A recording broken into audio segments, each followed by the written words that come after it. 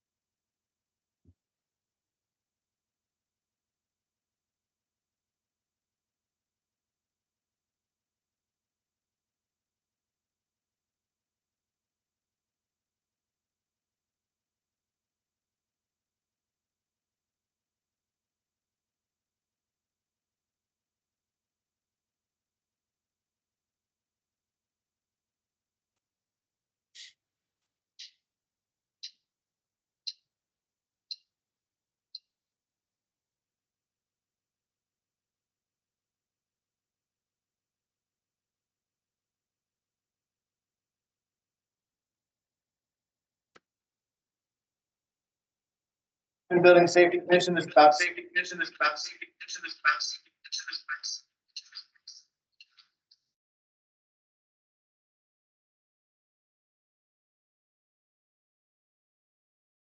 Morning.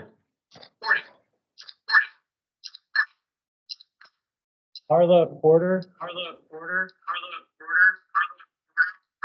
Yes.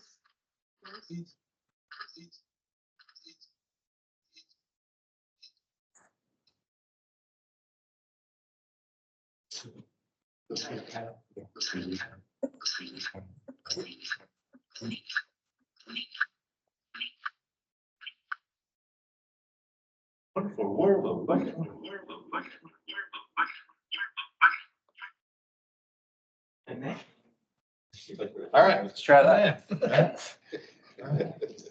All right, good morning. Try this again. Things are working. I think, we need to take a roll call. Yep, give me just a second. All right, Mr. Cook. Here. Chris. Here. Mr. Davidson. Present. Mr. Height. Mr. Morwell. Present. Spanky. Present. Savarino. Present. President. Porter. Present. Mr. Wagner. Present. Mr. Zane.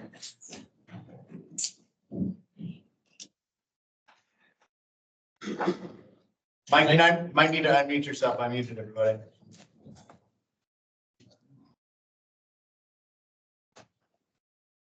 He's on the chat, right? I don't see him. No? Okay. Email. Hey, he's gonna be your remote. Internet? Yeah.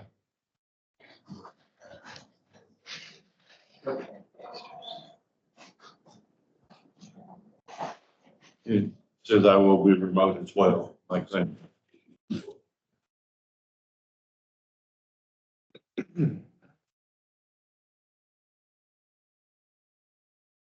Well, we have enough people, so we can go on.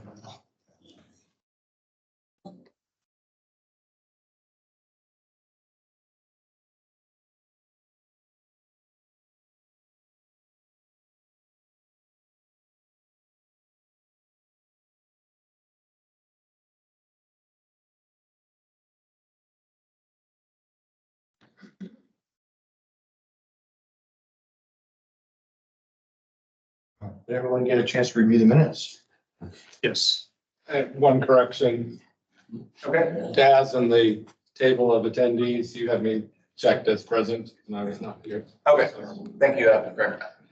And with that, I'll abstain from voting on the minutes. Motion to approve. Second. A roll call, please. Okay. Mr. Good? Yes. Mr. Chris? Yes. Davidson? Yes. Mr. Height? Yes. Mr. Irwin? Yes. Spanky? Abstain. Oh, right. Mr. Pettigrew? Yes. Swap? Yes. Yes. Mr. Wagner? Yes. Mr. Tanner, have you joined us yet?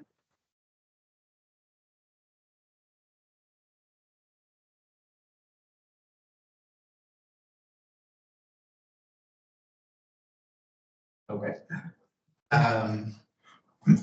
Moving on to IDHS reports and updates. Everybody have a chance to review the variance terminations report? Anybody have any questions about that? Yeah.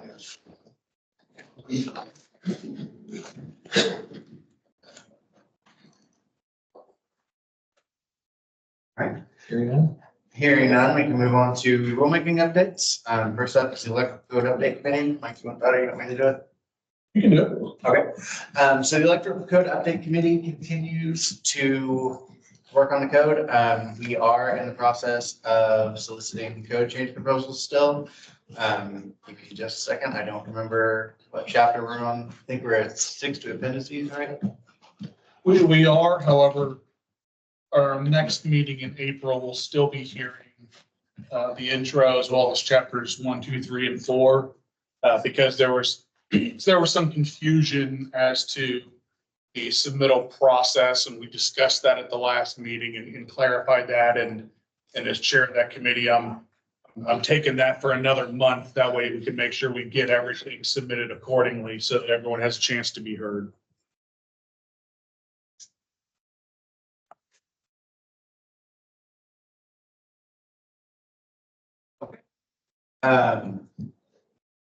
Moving on to fire and building. Jim, do you want that or you want me to give an update? Go ahead, sir. Okay. Let's see, let's pull up here. So again, we are continuing the work of the committee and soliciting more changes for this. I do not have the minutes in front of me. However, I do believe that the chapters under review are online. You can find those under EHS boards and commissions page. I'll make sure that those are updated by the end of the day. A reminder that code change submissions are due the Wednesday before the meeting is scheduled by 5 p.m. Late submissions may not be heard, but that will be up to the chairman of the committees. Moving on to the device code update committee. Matt, do you want that one or you want me to? Matthew Cronley, Chief Inspector, IDHS. At our last meeting, we have decided to move forward with review and code change proposals in its entirety. A10.4 2016, and we will also be reviewing at the same time A90.1 2023. We also have one of our committee members suddenly resign. So we are trying to identify new committee members to replace him. And then we will be moving forward with hopefully some code proposals on the agenda on April the 24th.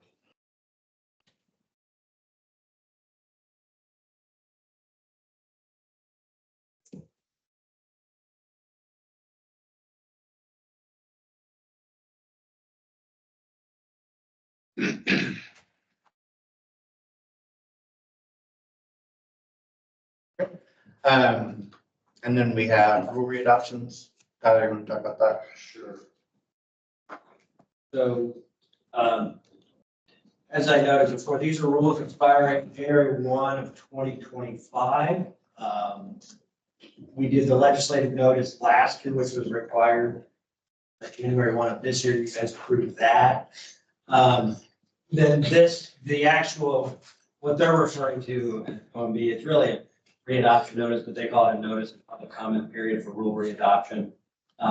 This is the draft version that's posted on the websites, or well, but IDHS is compiled. These are rules of the commission. They expire, as I noted, January 1, 2025. As you can see, there are some that we're going to let expire. Many of those. So one is 1.15 is out of date and it serves no purpose any longer. 12, 10.2, 10.5, 10.6, and 10.7 were essentially implemented by 15.5, so they're no longer necessary. 12, 11, 18, that process is no longer occurring. And then 12.4, that statutory fund was repealed in 07. Well, it was repealed in 07 and transferred something within DHS in 2023, so no longer in it. So our position would be, we recommended the convention. Justin and I have reviewed this draft together. We think it's the rules that are to be readopted listed there are the ones that are necessary. The one to let expire are listed. And then obviously, just I'll make a note on it. 675 IAC 28 is the NFPA standards. There was some concern over that when we presented the legislative notice last year. Conversation both internally and then during meetings with the commission members that are just the chair and the vice chair and then the legal staff of DHS. Our position after those meetings, we need to readopt those NFPA standards, even though they're perceived to be out of date by industry standards. The reality is if we embark on adopting a new building and fire code, we certainly can update those and use the references from the building or fire code. The problem is that if we don't readopt them, there will be a gap in the law. Or if they're repealed, if they were modified, it would revert back to a form that was not a modified version by the commission. So with that being said, so that there's no gap or change in language, the recommendation is to adopt and readopt them and then repeal them concurrently with the new codes where we adopt NFPA standards. There's just simply no other way from our perspective. So we would request that the commission approve this draft, and then it will get filed, and then these rules will be readopted. Tyler, which law did you say preempted that handful of them? Yeah, so if you look at, give me 1 second, I have a note on this. Yeah, so 675, 1210 is that rule. The sections within that rule are 2, 5, 6, and 7. And those are essentially preempted by 1575. They deal with local ordinances, political subdivisions. So they're speaking to something that can't be done, so it causes confusion. Because it talks about approval of the commission and other. And then we're repealing 12, 11, 8 just because it wasn't being done. Correct. That was advice internally from my DHS, yes.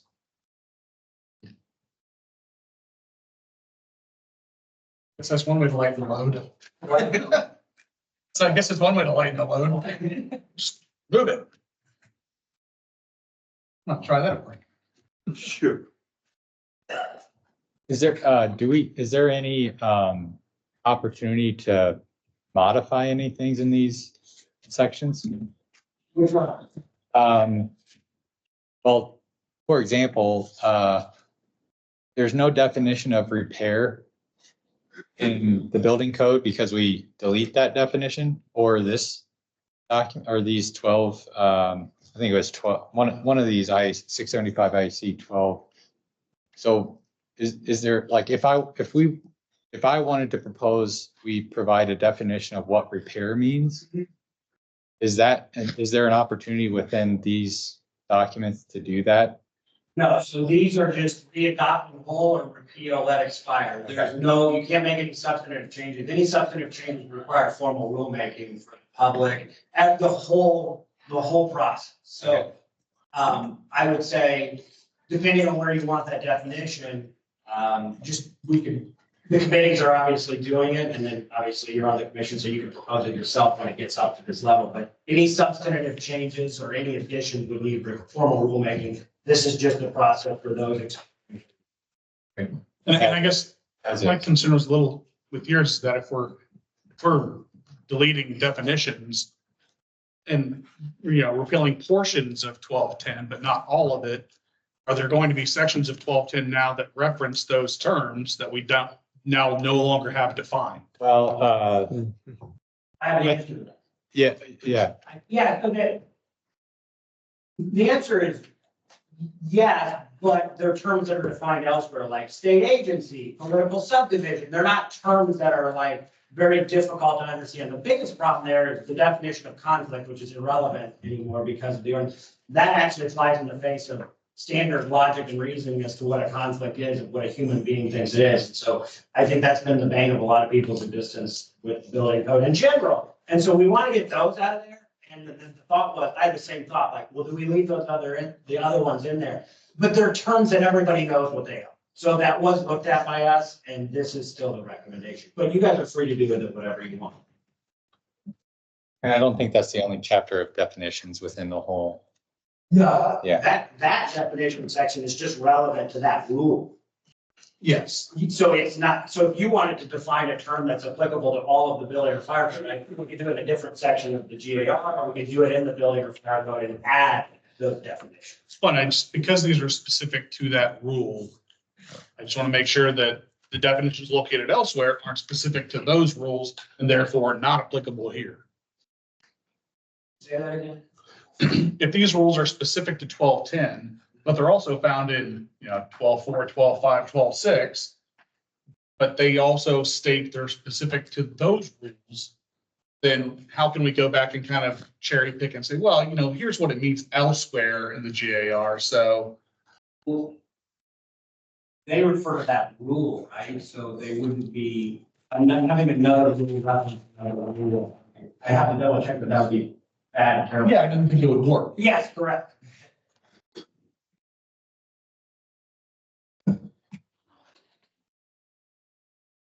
I don't have a terrible amount of heartburn about it. I try to avoid landmines if possible. Sure. And that's why we have you and Justin.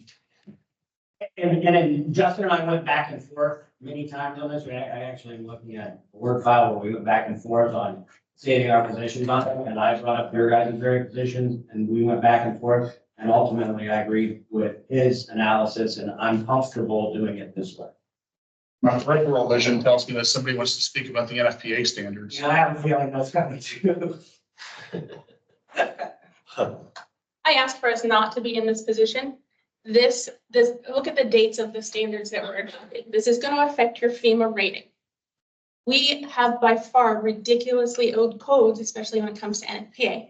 NFPA are adoptable standards through the code, and that's the way it should be. I asked this commission almost a year ago to take a look at what we did with NFPA 10 and NFPA 14, where it was just a simple legislative process that this Department of Homeland Security worked through to let those expire. And then the standards that took place were the ones under the building code of record. Automatically, when they were gone, the building code of record addressed it. And that solves our problem with some of the ridiculously old standards. That allows us to look at some of the newer standards. They are still far too old to be designing fire alarms, sprinkler systems, and special suppressions too. They don't contain any of the information my engineers and my NICET people use today. Is absolutely ridiculous. When I have out-of-state contractors, they're appalled that we continue to do this. So it's ridiculous. I'm going to the NFPA conference in June, and I'm going to speak to them about this because they want to know what our problem is. And I can't even tell them because I honestly don't know, because we have discussed this for 2, 3, 4, 5 years now to get us some standards that we can use in design that give us the best practice in the state of Indiana for designing systems. NFPA standards fall into 2 categories, design categories and installation categories. The ones that you guys are adopting are the installation standards. Those standards are a consensus process that goes through NFPA. They are based on fire loss history and testing. When we don't have access to that fire loss history and testing, either you need to come together and put some sort of a rule together immediately. I've seen these emergency orders go through for ridiculous things. There needs to be an emergency order that allows a contractor to say, I'm going to use NFPA 13, the 2024 edition, to design my sprinkler system. And that needs to be able to go on the form and do it if you are going to re-adopt these standards that are far too old to be using. I mean, I get it. It's easy. The process is complicated. I just can't even believe that we're in this situation again. Here we are again, and we're going to re-adopt and just slide them through without even caring what's inside of them and what the changes are. We're going over and over and over on the electrical code. It's just one standard. It should be adopted the way that it is. Every other state does that. We shouldn't even be going through this process. Indiana's not that different. We want to save money on construction, or we just want to make it cheaper. We want to risk life safety, because that's what we're doing. And I'm to the end of this. And come June, I may be up there in front of the NFPA and the world and FEMA talking about how our process in Indiana doesn't care about life safety at all, because that's where we are. Thank you.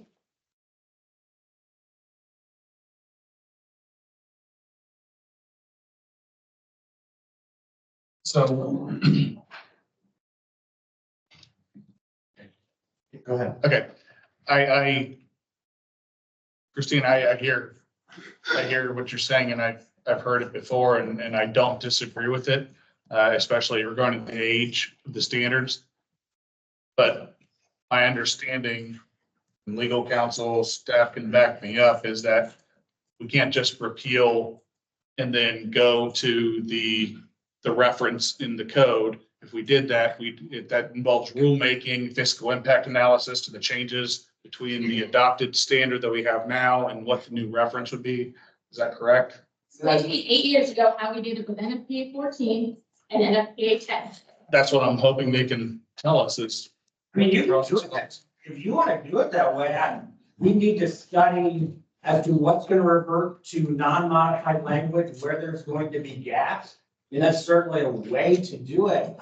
You know, again, I'm not an expert on the building law per se, but as having a technical background, these are minimum standards. Anybody can build to whatever they want to build to. I agree, and I echo, what Christine is saying, but I don't know to allow them to expire and go into a Wild Wild West scenario where we don't know what they're doing in actuality without a deeper dive and study into it, and then allowing the commission to make a decision on that. I don't understand why that would be the approach when there is an active subcommittee for both the fire and building that is going to review these concurrently and repeal concurrently as they adopt the new standard. I just see that as the actual path forward. Otherwise, you're spinning your wheels to say, We'll let DHS look at it for the next 4 or 5 months. At each commission meeting, bring those standards back. When we could just do it in one fell swoop. I agree that it needs to be done, but in terms of the way to execute it, where we are now, I see this as the path forward. But I don't minimize what Christina's saying, and I think it's excellent, but I just see we are where we are, and the path forward to me is this route. But it's the commission's call. You have active standard committees, great. How many years have we been trying to get rid of the 2014? I had an electrical code, the electrical code was killed by a special session or a special rule or whatever they want to call it. I've got building codes going through now, the process. There's no guarantee that we're going to have those anytime soon. I don't want to hear that anymore. Because I hear that and I hear that and I hear that. And we spin our wheels and we work on a code and then there's some reason to kill it. All I'm saying is that stop it now.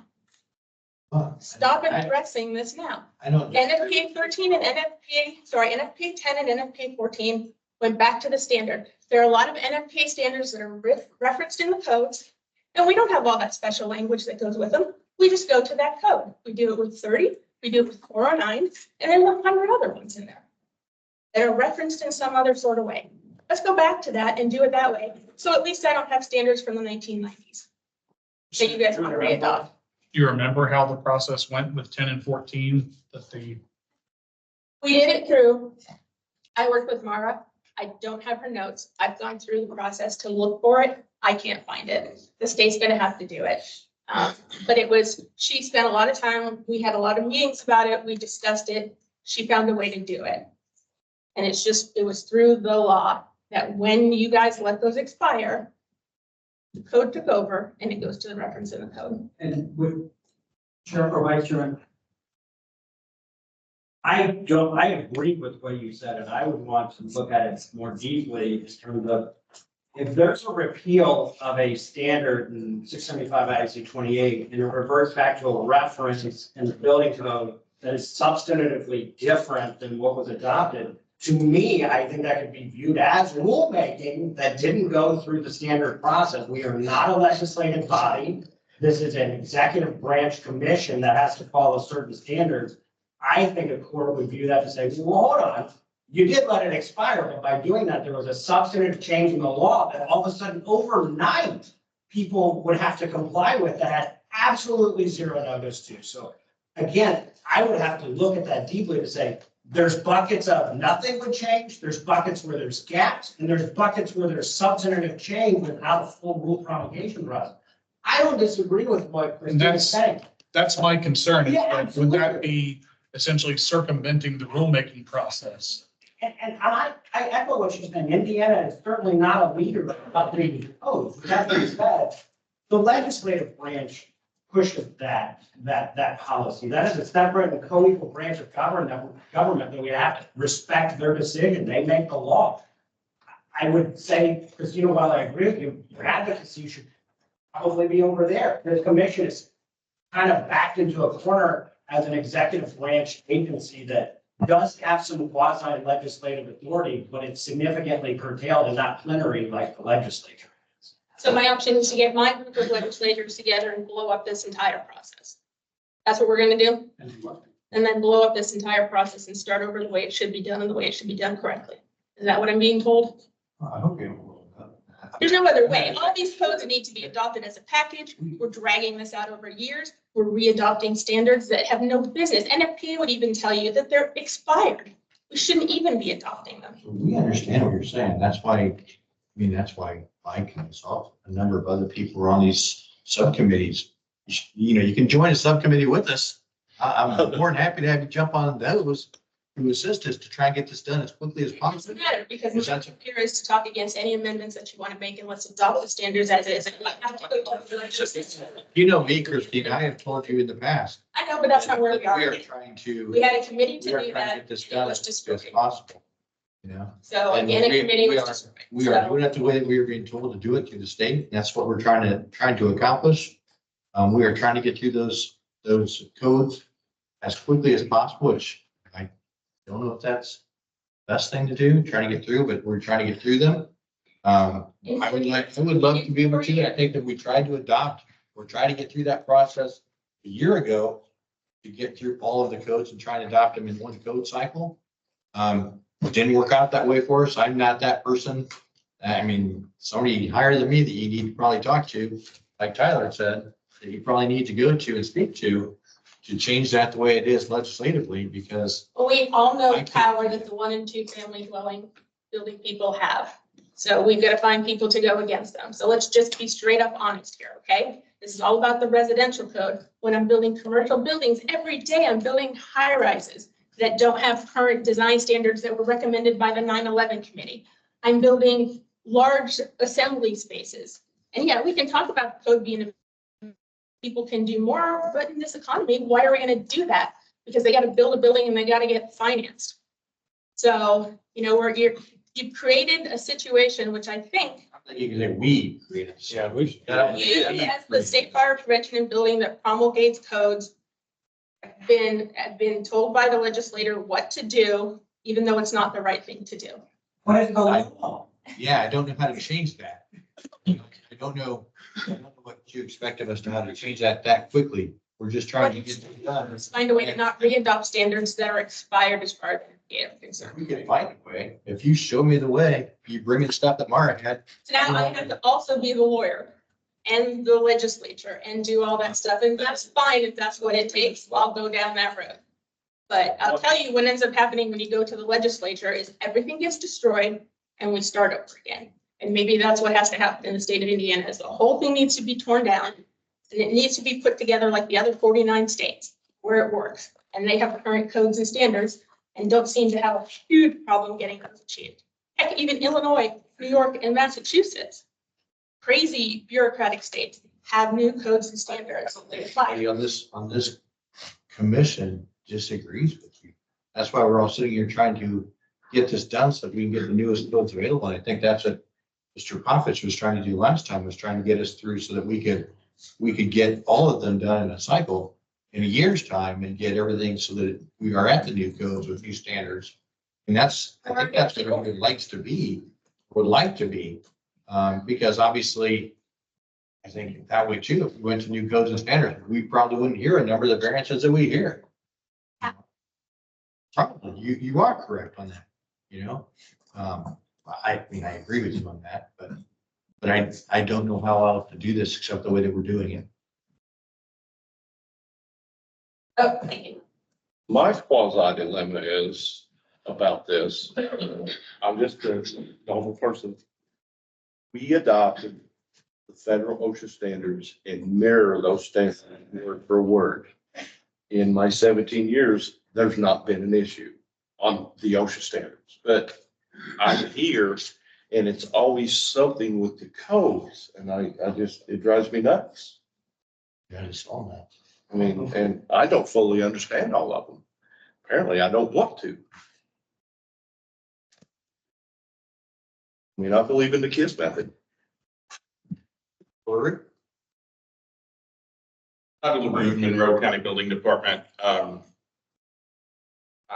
don't know what the plan is to adopt new standards, right? Not that guy, not that.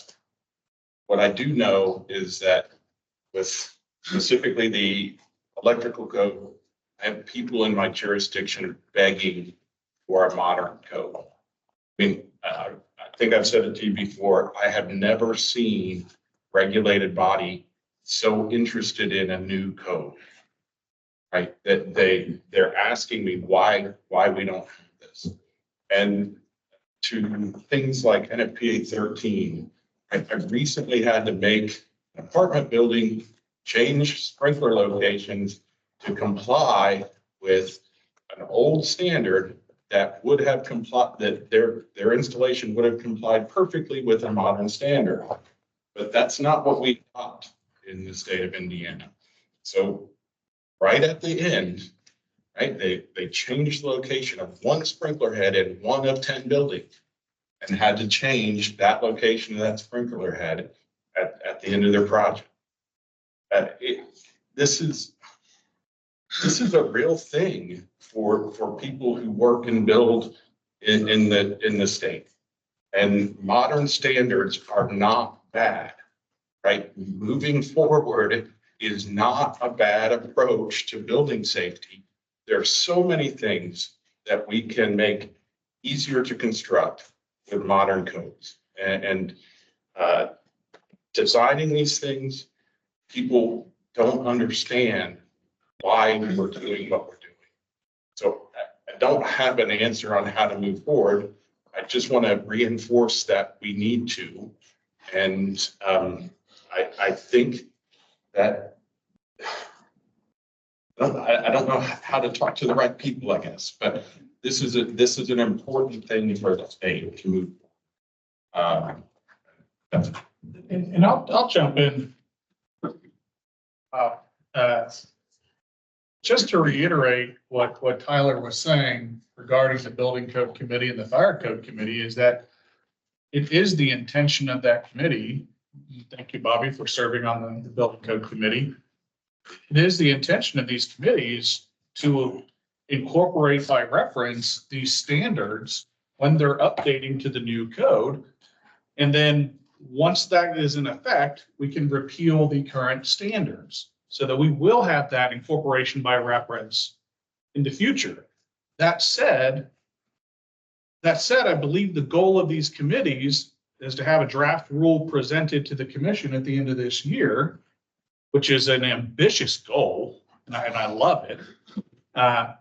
But even from once that draft rule is adopted by us, that's when we go into even more rulemaking with fiscal impact analysis at the state level and Attorney General's office and all of that. And that's going to take months and months and months, better part of a year.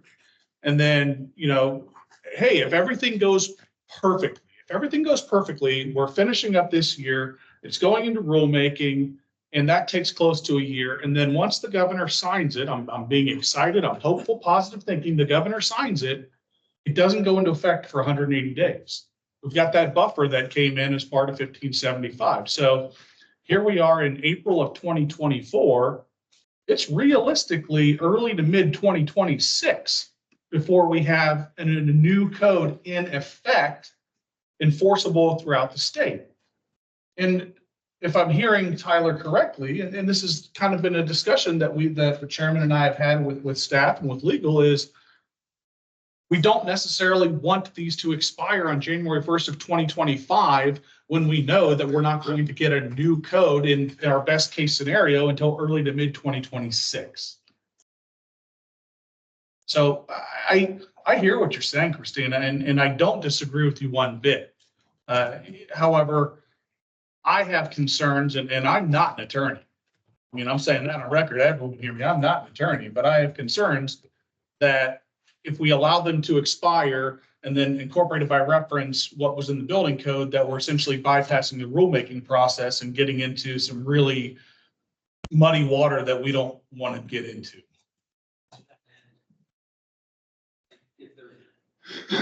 If we let them expire, they'd go through what the reference standard was in that code. This would be like the 2012 version, so it's not going to make them this 2024 20 or whatever standard. It would be what was ever contained in that book when it was published in 2012, which isn't an updated standard. It would be updated to whatever it was from when it was originally adopted to there, which has the quasi rulemaking problem, but then it also suffers from the ones that were modified if there was things that Indiana wanted to take out. And that's exactly it. So the 2014 building code is based off the 2012 international code, which references the 2010 edition of NFPA 13. Exactly. So we'd be going to that, but we amended NFPA 13. So we'd be taking those amendments out and there would be fiscal impact. And that's where I think we could get into an unenforceable standard, right? Like you said, it's quasi rulemaking about the whole process. Absolutely. I have concerns.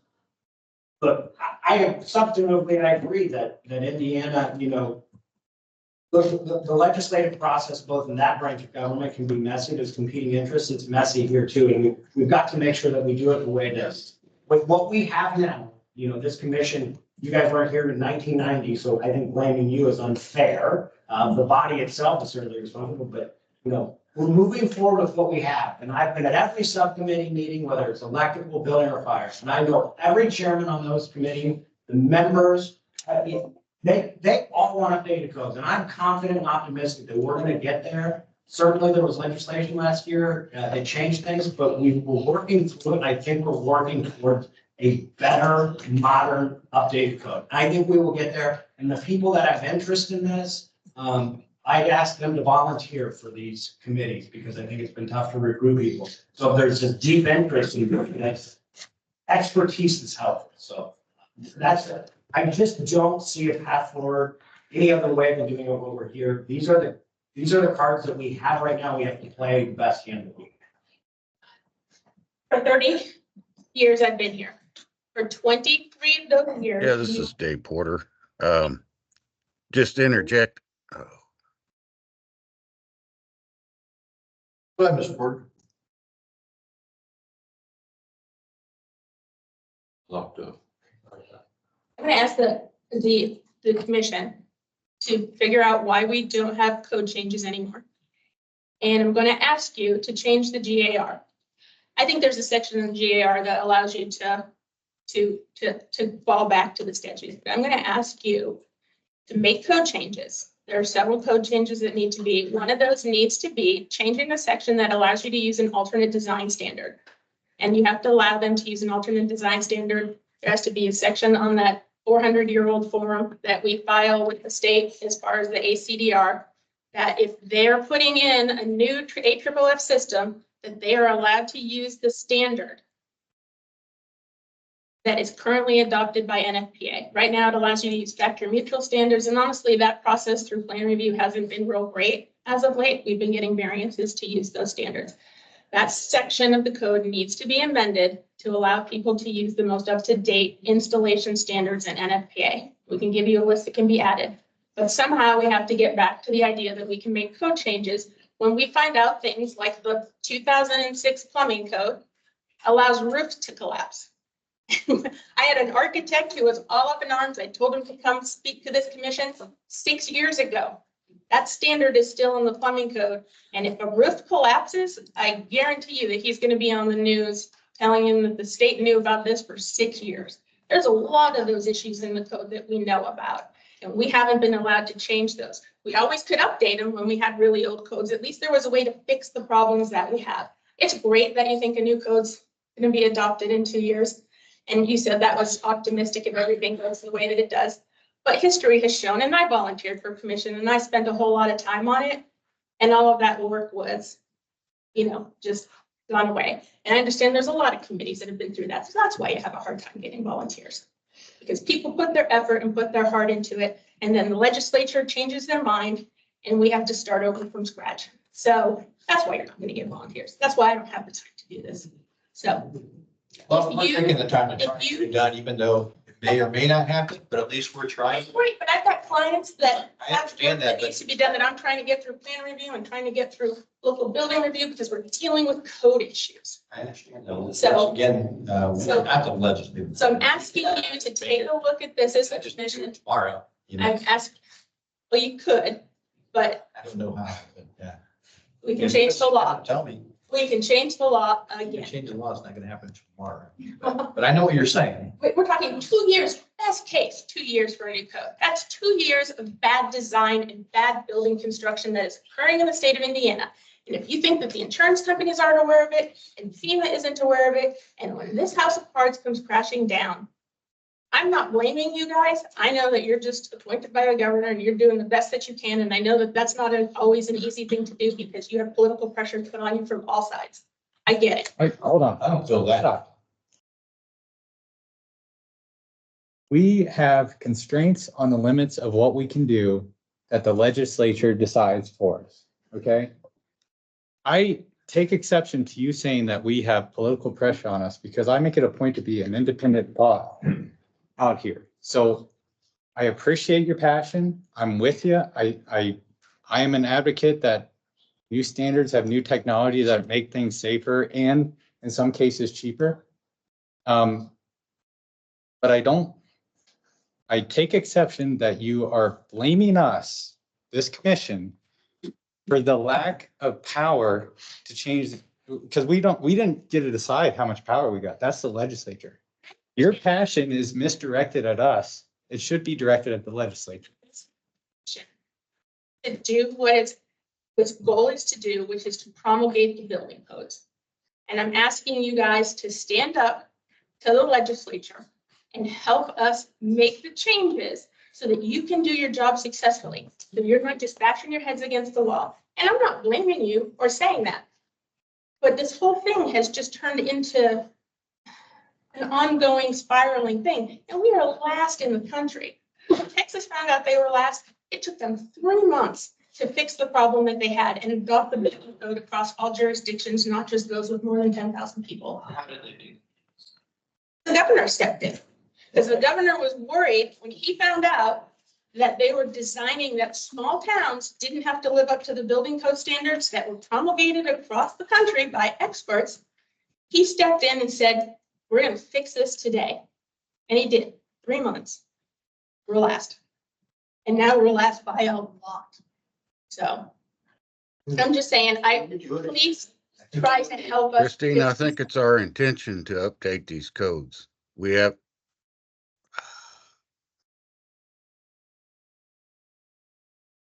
Go ahead, Dave. It's okay. I'm done. Thank you. Once again, I feel like we are trying to do that the best that we can with the process that we have, trying to get through it. I don't think that you'll find anybody on the subcommittees or on this commission that is not passionate about life safety as well, because that's why we're here and we're volunteering to do that. That's how I feel. I think that we are working within that process. We're trying to move forward as quickly as possible. If I could change, and Christina, I believe, knows me well enough, the years that we've dealt with each other, that I'm always on the side of life safety. That's why I wanted to be on the commission to begin with, so I could side for life safety and try and get things done, trying to fix some of these things, or make sure that my city, at least, which is why I've been coming to these meetings for over 14 years, I've been coming here speaking against the wrongs that people want to do and the things that they don't want to meet compliance for. So we've been speaking on those, or I've been speaking on those for a number of years, trying to make sure that my city is as safe as possible. I'm on the commission trying to make everybody's city as safe as possible in Indiana. I think that's what we're trying to do up here.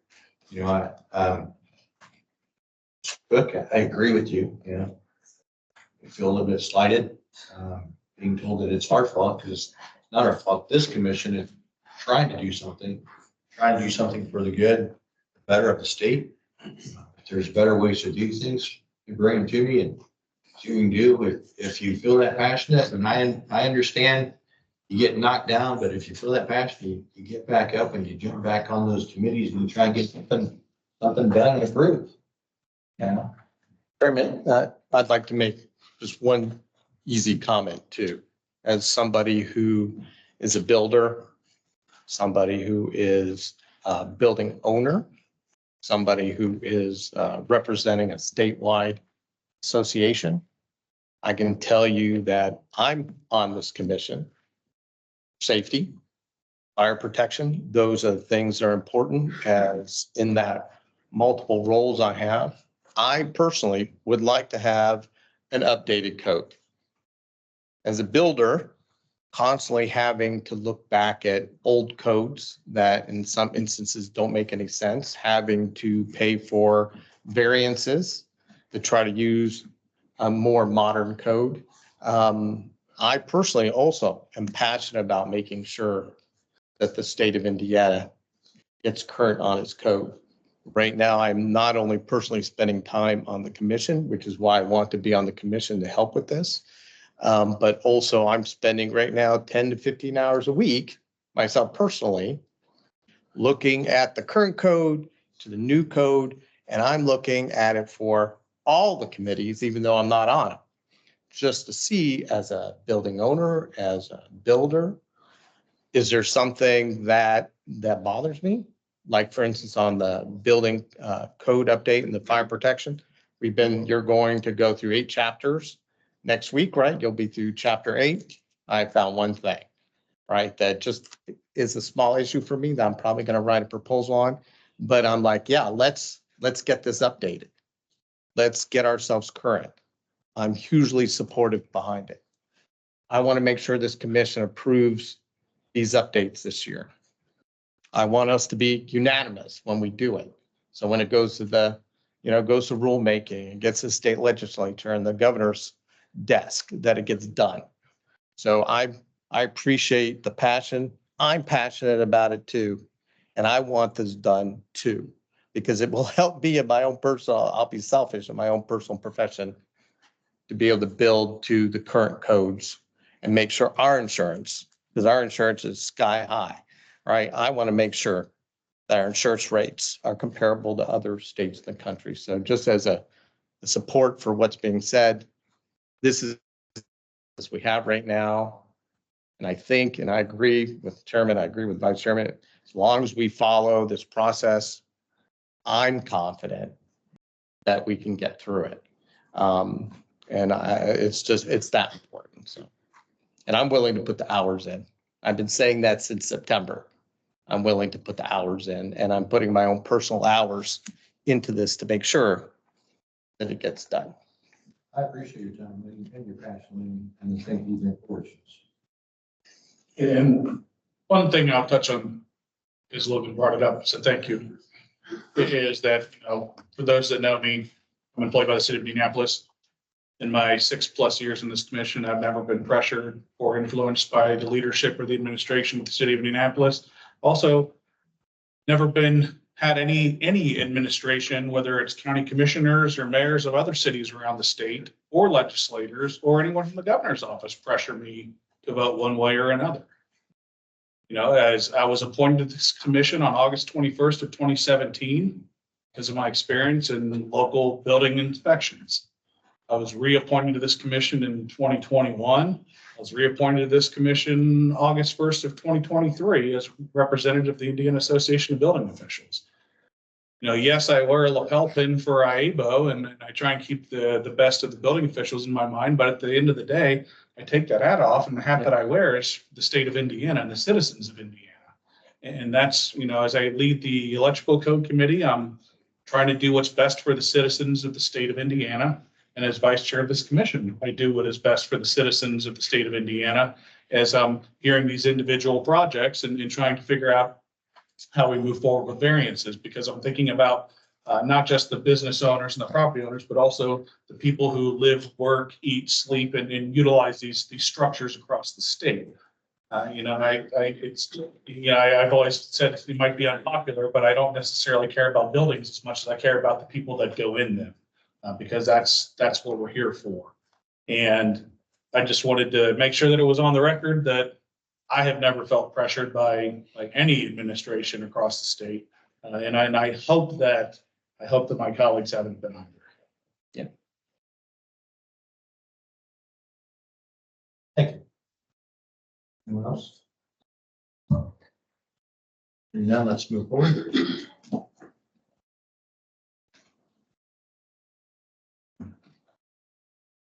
Until, Do we still need to make a motion on the real adoption? yeah, we haven't taken any action. Yeah, exactly.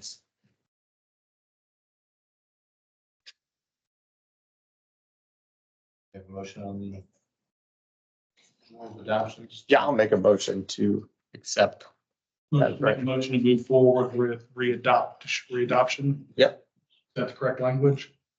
Yeah, move forward with the Motion to notice the public. Yeah.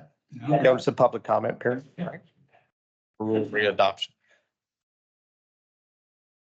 Yeah, as we're at this point, we're basically announcing that we're going to be doing this. There's still a public comment period, correct? Yeah, 30 days. Yeah. It goes out, so. Yeah, so we're interested, folks across the state still have an opportunity to be heard. Yeah, they can comment on this, and it's all at the bottom. You see, I had it highlighted on the draft version that I had, but if you look down, well, so LSA will put in a document number at the top. And then at the bottom, it says all comments must be postmarked or timestamped no later than it says bracket publication date plus 30 days. That's because LSA will put that date in there. So there is a comment period in there. It is a readoption, the public needs to know about it. But I appreciate the robust discussion here too.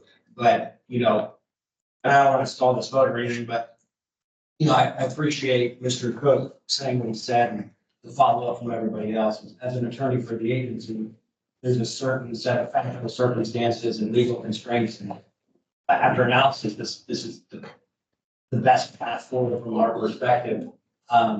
Certainly, IDH's legal identical asker by any stretch, and I would take exception to the ire that was directed towards us. In so many ways, I think it's misdirected, and I think there's better avenues for the advocacy. So again, this is the path legally that we think is the most sound. Thank you.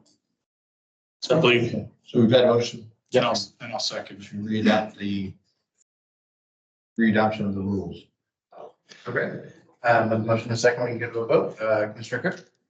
And just the motion is to not readopt them, but to submit the public notice. Yeah.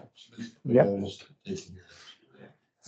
So, yeah. Yeah, the motion to adopt it will have to come later. This is simply basically moving forward and making note that we intend to readopt. Is that what this is? An intent to readopt essentially? Well, this would be notice. readoption. This is the opportunity. Okay, so this is even before the intent. No, this is the intent. There's, I think there might be one more document. And so I feel like in the past, it said something different than notice of public comment period for rule It adoption. did because it got changed. The purpose of my question is to understand if we were to receive articulated public comment that explicitly is against readoption of some of these things, and then through analysis, it is something that we have power to do granted to us. I would like that opportunity to. Legally obligated to review the public comment. But this puts it out there for 30 days. It's the notice of public comment period, and people will come in, and then we'll bring the final rules to readopt you. That's what you. We intend to readopt, okay. 1620, I forget what it was prior to that. When I look at you, that's the document that you would sign as the chairman. So we'll still bring you that one file, but this, yes, to put it out to the public and then the final. All right. Are you a yes? Yes. Commissioner Chris? Yes. Commissioner Davidson? No. Okay. Commissioner Height? Yes. Chairman? Yes. Commissioner Panic? Yes. Commissioner Patarino? Yes. Vice Chairman? Yes. Commissioner Porter? Yes. Commissioner Wagner? Yes. Commissioner Zaner, have you joined us yet? Okay.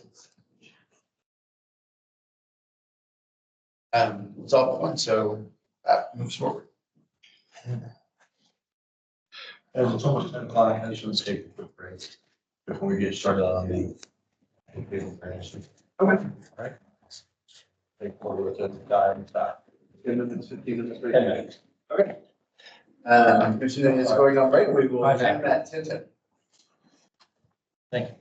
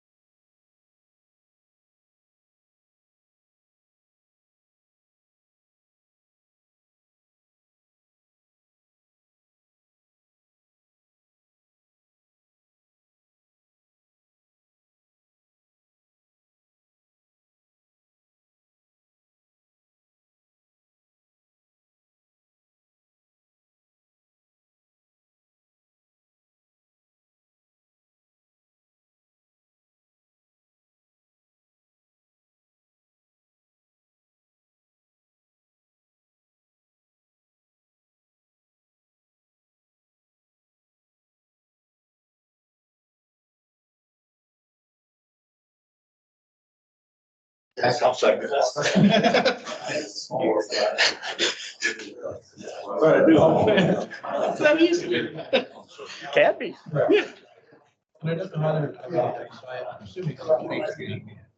So let's get moving. I'm sorry. We'll move on to the table of variances, please.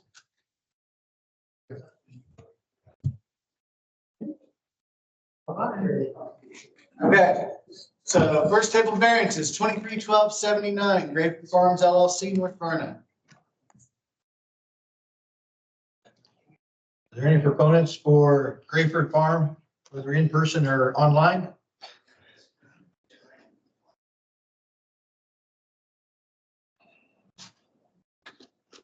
Dan, do we know how many times that this has been heard? Off the top of my head. It's just our. December looks like the first. Yeah, it looks like December, so probably December, January, February. Application date's November 15th, yeah.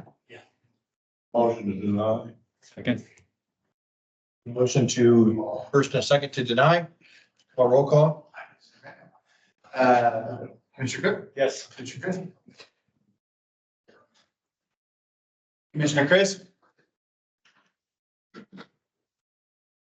Yes, sorry. Mute problem. Commissioner Davidson? Yes. Commissioner Hyde? Yes. Chairman? Yes. Commissioner Panicky? Yes. Commissioner Patterson? Yes. Vice Chairman? Yes. Commissioner Porter? Yes. Commissioner White? Yes. All right, that was tonight.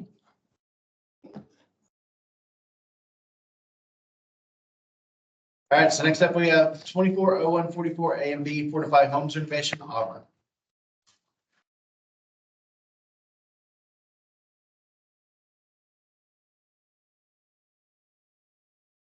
Anyone here for Fortified Homes renovation, whether in person or online? Commission, I did speak with the building commissioner for Auburn. It sounds like, I didn't know if they would show up or not, but it sounds like they were discussing that they may not be changing the occupancy for this. They may not need to get a variance, but I haven't heard the bang in concrete. So. Motion table. Second? Yeah. First and second table. Thank you for your. Commissioner Cook? Yes. Commissioner Chris?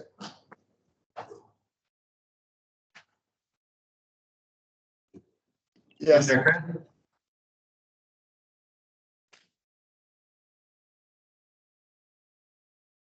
Commissioner Davidson? Yes. Commissioner Hyde? Yes. Chairman? Yes. Commissioner Panicky? Yes. Commissioner Patterson? Yes. Yes. Yes.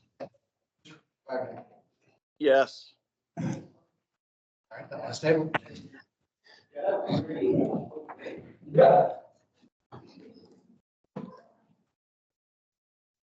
All right, next up, we have 240231 Selking International Fort Wayne. See movement. Morning. Morning. So last time I was online and you wanted more engineering information as far as the solar package. So I provided that. So if you had a chance to review that. So our contention is the solar racking is a stable structure, solidly on the roof. The solar panels are mechanically attached to the structure. So we think it's an interpretation issue with Allen County.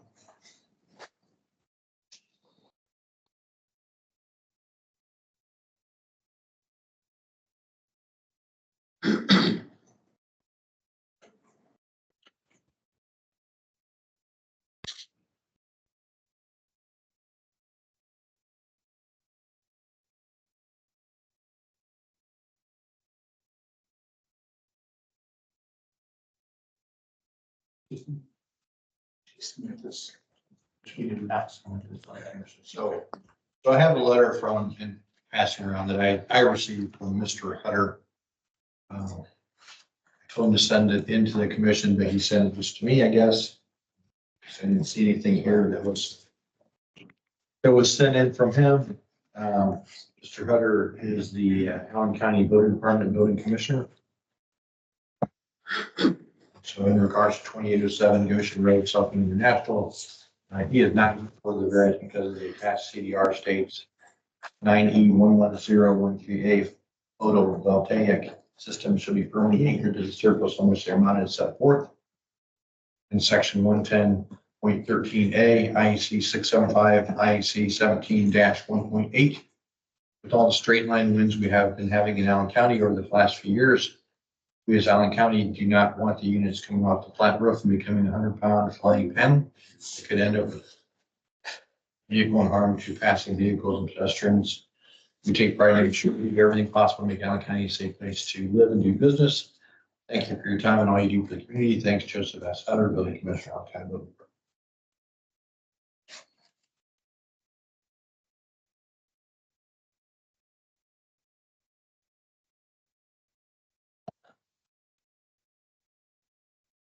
What's that 90-11-013? What's that number reference to? Is he on the line or? I don't know. So you're talking about in section 110.13A in the electrical code? No, I think it's in the second sentence. SCDR states 9E110138. Voltaic systems. Got that.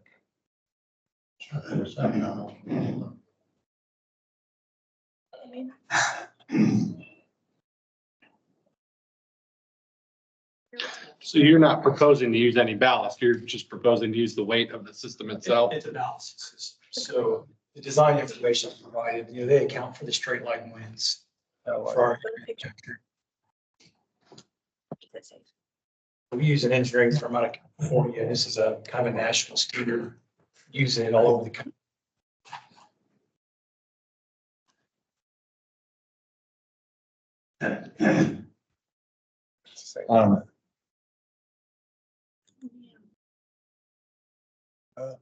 Hey, John, are you trying to say something? Okay, no. I reviewed the calculations.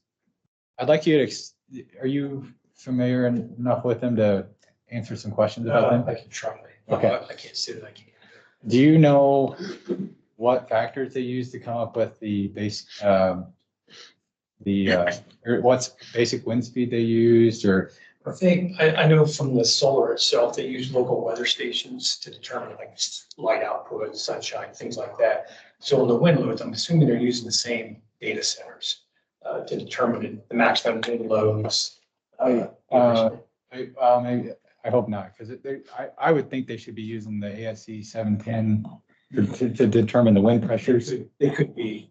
And it looks like they were, based on the terminology they were using. However, when I was just checking the numbers, I got numbers substantially higher than what are calculated here. And so while I'm not opposed to a ballasted photovoltaic system on a roof, I as an engineer, you can make the numbers work, but I would question the numbers that you have presented as being adequate for what the wind pressure might actually be. If you can share that with me, then I can take it back to the engineer. He can provide his, I guess, his data on his calculations. Well, I think it's incumbent on your engineer to provide his factors and data for us to analyze. I mean, Yes. Yeah, we can't provide you some specifications. Well, we have, And and we then can't. well, I provided it, but if you have something different than that, I'll need to. our analysis of your data indicates that we don't feel it's adequate.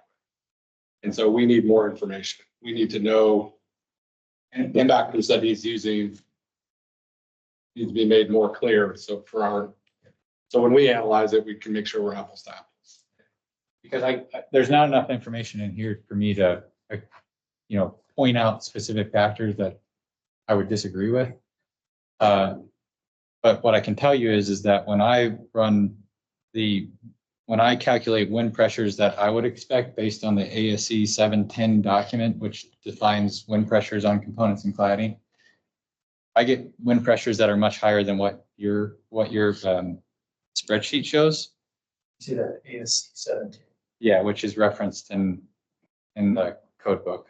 And you should have an engineer, structural engineer that is familiar with that can run those calculations. And it looks like you have used similar equations, but again, I'm not there with the information. So, but again, I'm not opposed to ballasted systems as long as they're designed correctly. And again, I think there's, there are some roof manufacturers that have non-penetrating fastened systems, but those are proprietary, and I'm not, and there's a risk of penetrating a roof with a bunch of fasteners that, you can put enough ballast on there to really hold it down. So, Yeah. So it's kind of taking the lesser of two evils. I'd rather have a watertight roof with appropriately ballasted system. And do we have the evidence that the ballasting isn't overloading the basic roof structure? That was a question that was asked at the last meeting, Okay, I apologize. but we don't have any evidence that was, considered. The math on that too. Yeah, I mean, It shows all the backup math. and even your calculations don't have, I mean, I don't know if it was prepared by a licensed design professional, but frankly, I don't know if there's a stipulation that they're not required to be, but I certainly would recommend it. I think they should be. Yeah, I would imagine that they're required to be, but I don't know if there's some exception for these types of systems. You want calculation data specifics from UREC. Yeah, I would say that what you should take back is that I have concerns about the loads that were calculated being too low for the wind pressures. Ensure that the wind pressures were calculated in accordance with ASC 710. And then providing additional backup may alleviate some of my concerns. But there's not enough information about how you calculated some of your numbers to know if I can agree with it or not. Well, and the roof. And then also provide data that shows that the roof design is capable of handling the additional load brought on by the ballast that you're putting on, along with the photovoltaic system, because it all has a load impact. We did provide that when we got the release, so I'll pull that information out with us. Can I get a copy of that letter from Allen County? Yeah, so we should provide guys with one so it can be put into records as well. Do you have a second, or is that just the only one? As you say here, we can, make another copy. So That's what you can probably forward it to us. Yeah. Yeah. Okay, you got us. A motion to table. Motion to table. Second.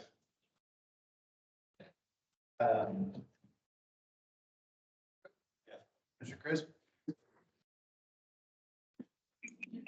Yes. Yeah. Chairman? Yes. Commissioner Penny? Yes. Mr. Patrick? Yes. Vice Chairman? Yes. Mr. Porter? Yes. Right. Yes. Tanner was here, but now he's not. He's online, but he can't get audio, and in order for him to be counted as present, we have to be able to see and hear. So.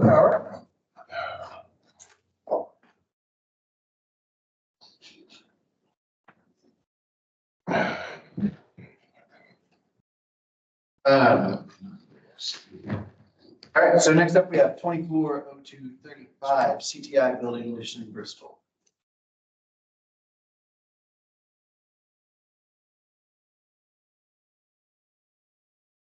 Developer PM Consultants. This variance was tabled regarding the fire department access roads.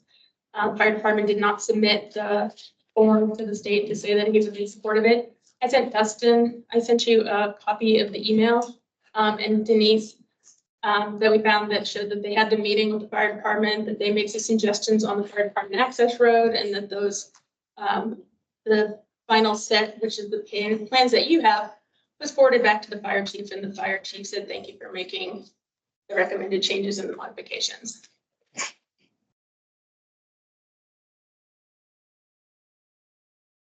So this particular one, the roads don't 100% comply, but it's an odd site. They're trying to push business into that site. They've made significant improvements to the roads and the access around the existing building as long as the new addition. And then the old code would have given the fire, the original code would have given the fire chief some sort of allowances on dead ends.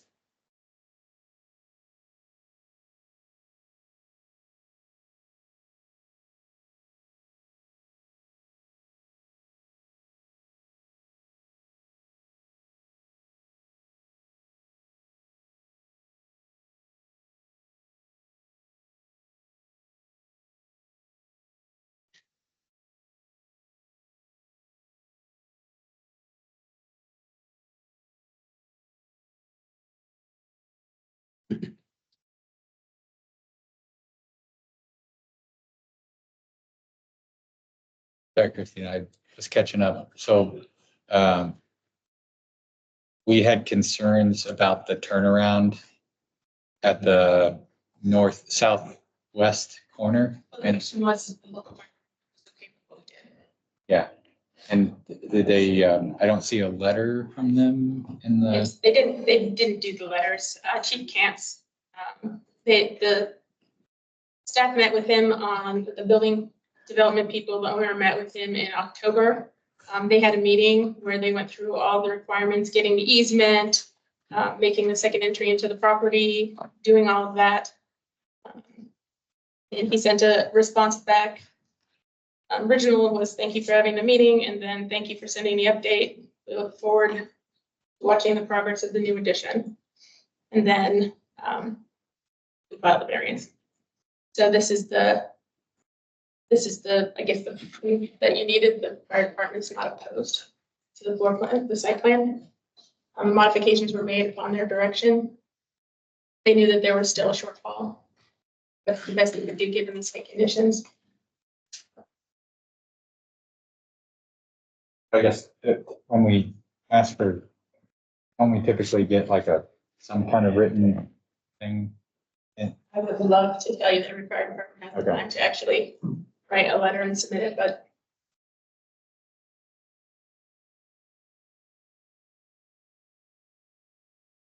I feel like we've gotten those when we've asked for them most of the time, in variances like this.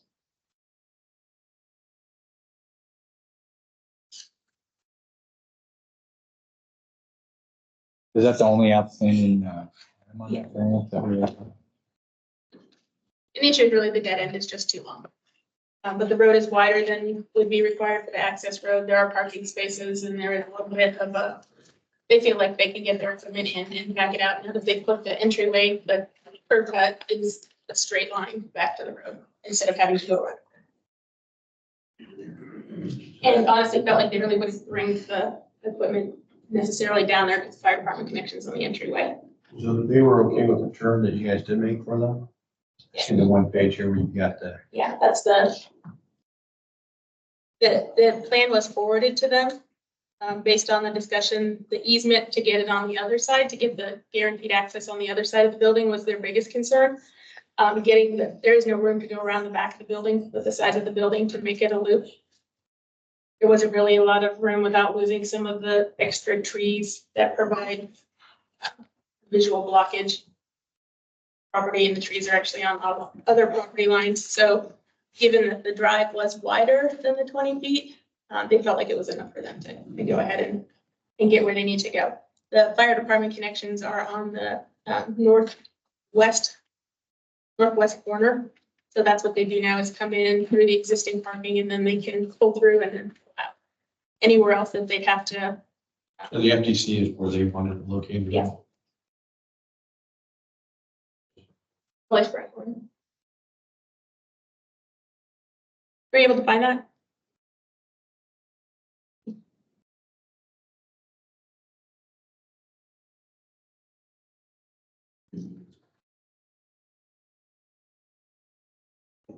Yeah, they were right here. I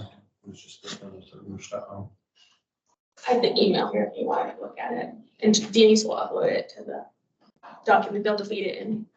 Yeah, but, if you want to send it to them. They have it. I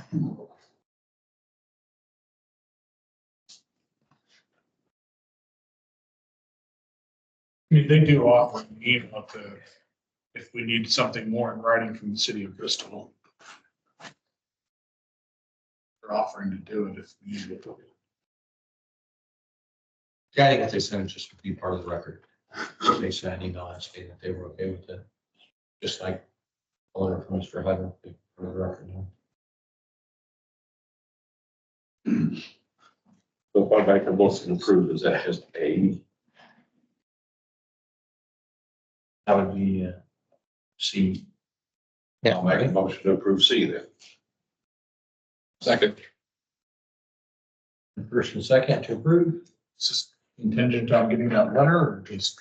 Yeah. An email, something Yeah. Says that he's reviewed the plan and says it's okay. It's not, from Bristol, right? Is that, who's that from? Who's the email from? I mean, the email from, Yeah. Is that? email from the fire chief says, thank you for sending this update. We look forward to watching the progress of the new addition. Right, if you look back at the follow-up where they say they make all of the changes that they were agreed upon during the meeting. Which file is that? It's an email that Daz forwarded us a few minutes ago. Oh, okay. Yeah, so it's gonna be like yours.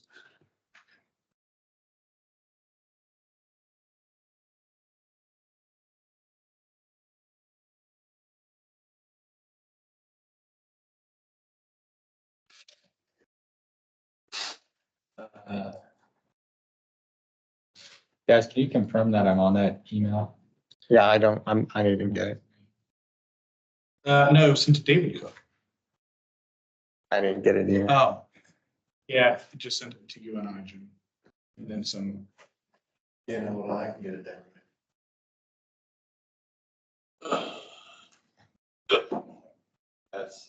That's part of my confusion. I didn't know there was something already submitted. I mean, we can force them to write a letter. It's just sometimes when, when they think what they provided is okay and they don't understand why you need more. Sometimes you don't like to ruffle the. And I read the email and I thought that it was pretty clear that they had made the changes that they had asked for.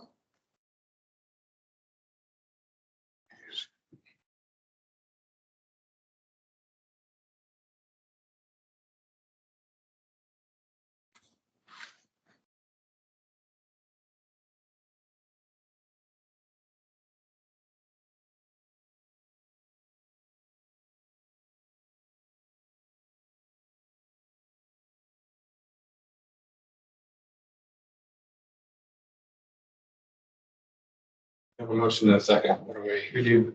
Yeah, I'm fine with it. It's the email from October 18th from Chris Markle. The second sentence is attached. I mean, I guess my only issue is, that's fine.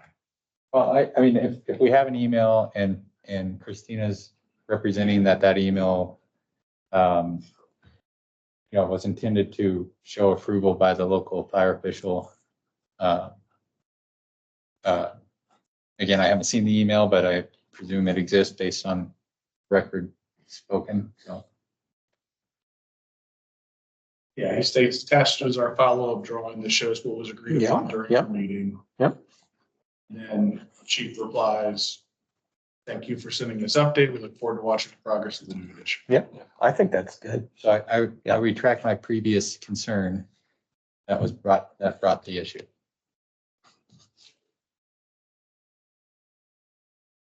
So motion second. Yep.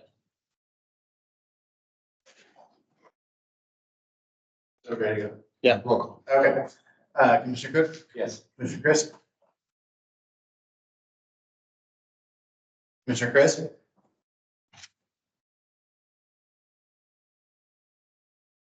Commissioner Davidson, Yes. Commissioner Height, Yes. Chairman, Yes. Commissioner Bennett, Yes. Commissioner Fetterman, Yes. Vice Chairman, Yes. Commissioner Porter. Yes. You hear me okay? Yes, we need that. This is John Crisp. It's a yes on my part too. Sorry about that.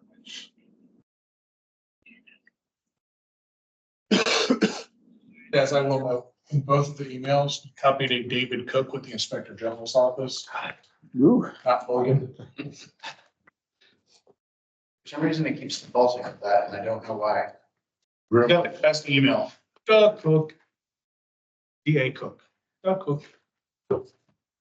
We don't want too many cooks in the kitchen, right? I'm a yes also. All right, thank you. You hear that at every holiday.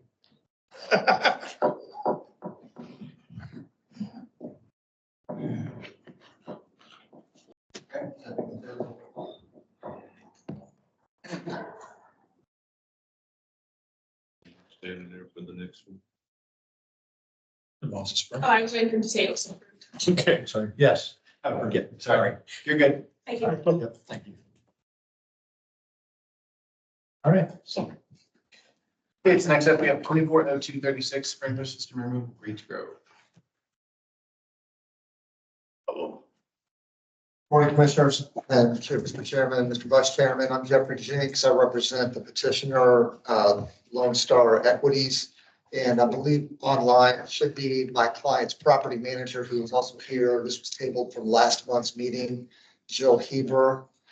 And I'm also hopeful that Mr. Jason Burke, our architect, is also online. I think I see him popping up right now as well. Halstead Architects and KRV Consulting. This is a request for a variance. We have a defunct sprinkler system that's in a retail strip center, a 30,000 square foot strip center, but the sprinkler's just in the end cap Mexican restaurant. And I want to be sure as I'm starting that the commission received our drawing submission from Mr. Burke. Got hard copies if you need them.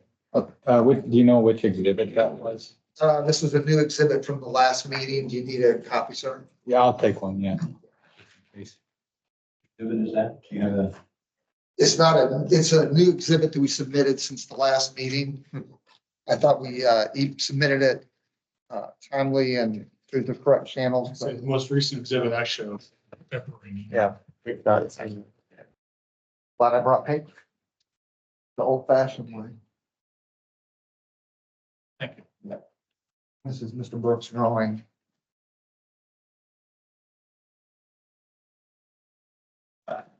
When we tabled the presentation and the decision from last meeting, there was some concern about the actual condition of the fire barrier, the actual size of the tenancy, and the condition of the fire barrier, what materials were there, that kind of thing.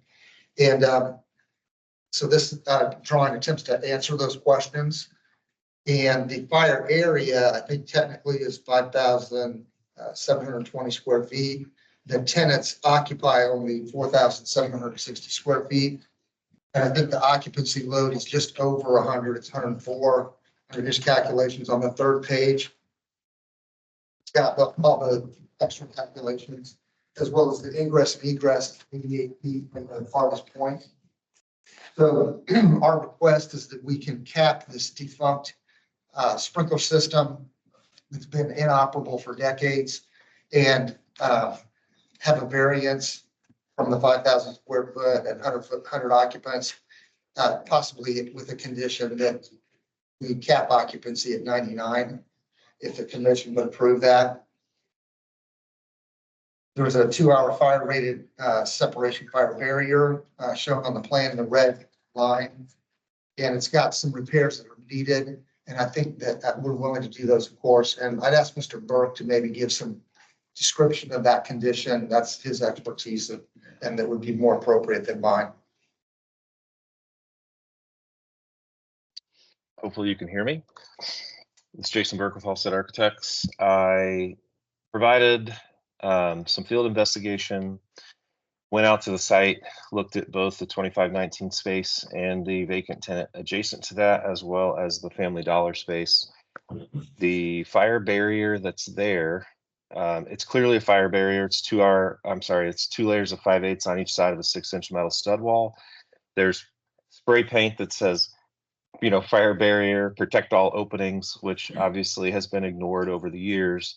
But for the most part, it's in pretty good shape. It has fire dampers for any duct penetrations. There are a few holes where the electrical wires go in, and the flutes of the deck above that wall need to be filled and fire caulked. But otherwise, it is in better shape than I expected it to be. And it does define the building into 2 fire areas that, as Mr. Jinks said, was, I think 5702 was the square footage on the west side of the building. And the fire barrier isn't the tenant barrier, but it's very close. The actual tenant space is roughly 4,700 square feet. And as he mentioned, the occupant load was based on what I would traditionally do for an occupancy calculation based on square footage and booth space and so forth inside the restaurant. One thing that Mr. Jinks has not yet mentioned is that we met with IFD. David Carpenter we had a conversation with him last week, and I don't know if we had anything in writing from him, but they were in agreement with our proposal, which was to make sure that fire barrier was in proper shape. And if we did that, and also they suggested a condition of a maximum of 99 occupants in the space, which there's precedent for, they would be supportive of this variance request. I don't know if David's on this call or not. But. Hi, Daniel Black was representing Indianapolis Fire Department. I was on that same call. We also had one more condition we'd like the commission to add on besides capping it at 99 and making sure they close up all the penetration holes on the fire barrier wall. This is approved, only approved for this tenant that's currently there now. Because obviously the square footage is, we don't know what's going to go in there next. The tenant currently told me, I think his lease is up in September, and he's not sure if he's going to stay or not. So we just want to make sure if it gets approved, it's all happening. All the other conditions, signage for 99 occupant load, and correcting all the penetrations in the fire barrier wall, and we'd be sufficient with that. Are you suggesting that if let's say this tenant that owns and operates a restaurant moves out, but another tenant that owns and operates the restaurant moves in? Yeah, because you can get more than 100 in there now currently. So if we're going to give a variance for 99, if another restaurant moves in there. Well, the variance would still apply for 99. Yeah, but that was one of the things we talked about. If you're not comfortable with it, that's fine. But I guess my setup could be different too. They've got tables and chairs that could be easily moved. So I think if we're going to grant them a variance to get them at that 99 mark, because they're already over the 5,100, which are 2 of the 3, strikes against them. Why not just make it for that business only? But it's just a suggestion. Whatever the commission approves. Historically, the site has had other restaurant users in it before, and we'd be comfortable maintaining 99 person occupancy for any future tenants or renewals. I'd note that there's no event space designated in this tenant, and there's no outdoor seating or anything, so it's not really like a heavy extra occupant load on it. I guess, I just wanted to see if you'd be comfortable if it was used and occupied in a manner similar to the current tenant. So that way, if a new restaurant business, which a lot of new restaurant business struggle, they don't have to then come back and get another variance for the same exact thing. Well, we do have checks and balances in place with our annual inspections. I can note that on our current tracking system and try to apply that to whoever goes out there and visits. But manpower is always an issue. We need additional signage at the fire department connection to let you guys know that a portion of this building isn't protected. I don't even know if the rest of the building is it? No, this is the only suite in the site that needs sprinkler. Yeah. That's a very good point. Thanks. Yeah, thanks for coming out.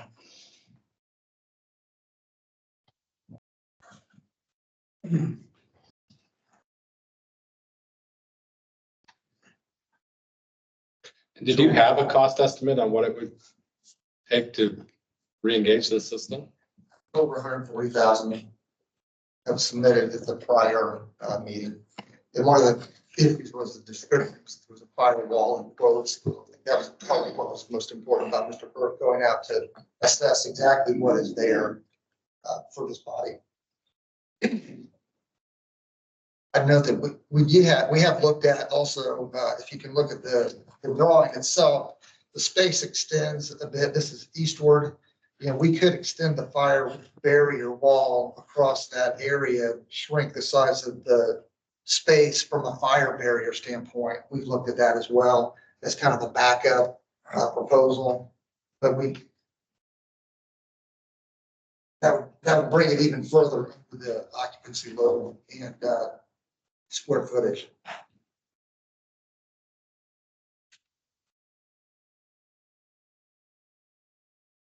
Yeah, I think if you did that, you wouldn't have a concern then. Well, the tenant's correct. Yes, correct. If we extended. You extended that wall. Right. We're trying It reduces, it would reduce the fire area, but not the occupant load. Not the occupant load enough to get under the 100. So, and unfortunately, I looked at ways that we could do this without requiring a variance, and it's just slightly over the threshold, which is why the 99 condition is important.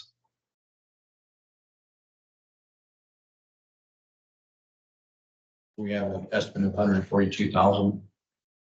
to do the sprinkler, right? So that's obviously a secondary argument is the cost. Sprinkler was taken out or dissolved before you Yes, took ownership of the structure. Is that Correct. It's been inoperable and debunked and disassembled since before we got it. We don't really even know the answer to that. Ms. Joe Heber may be able to give a better answer on that, but it's never been operational since we bought it. I think in 2011 is what I want to say. The request of the fire department is to post an occupancy not to exceed 99 and to repair any penetrations going through that barrier wall. Yes. And we're obviously agreeable to that. And contingent upon knock the load set at 99, repair of the fire barrier wall, and contingent on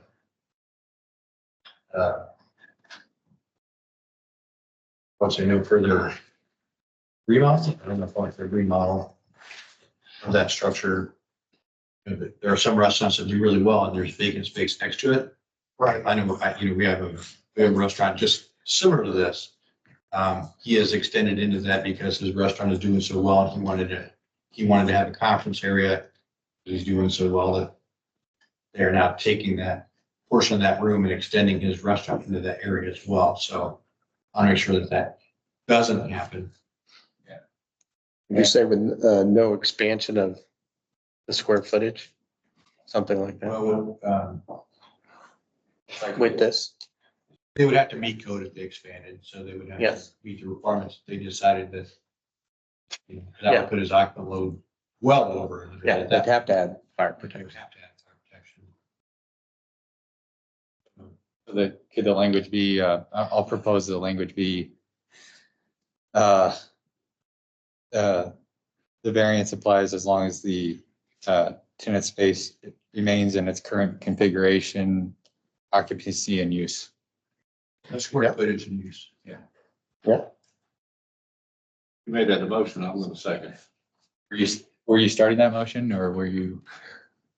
Yeah, I guess I started that. Yeah. So I was talking. Okay, I second. Yes, I would agree with that, that contingent upon occupant set of 99, all of the fire barrier was to be repaired to the standard and contingent on the use, square footage, and configurations of the existing restaurants. Yes. And that allows for, in the unlikely event that this restaurant doesn't work, but another restaurant wants to come in and use the same space the same way, they have that ability. Yes. We're doing another variance. That's for how long. He wants to explain this structure. Not for it to be within each town and check the occupancy. They go out and. Yes, their inspection division will perform those inspections in town. They can make sure that they're compliant with occupancy limits and no further remodel. Yeah, we'll note it on the property record, so yes. They're under 99 on the 5th of May. You're probably good the rest of the year. Yes. Oh. Of course, you have a race weekend after that, coming up after that later.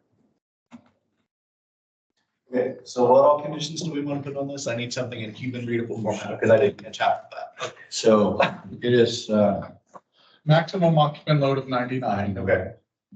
all the, oh, sure. All penetrations through the fire barrier to be repaired. Okay.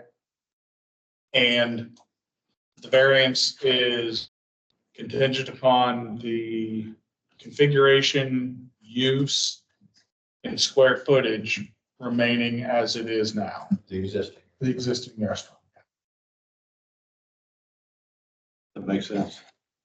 Does it need to be posted occupant load? Well, yeah, it needs to have, yeah, posted occupant load. Thank you. Yes, I understand. So we have the configuration, use, and square footage in the variance application.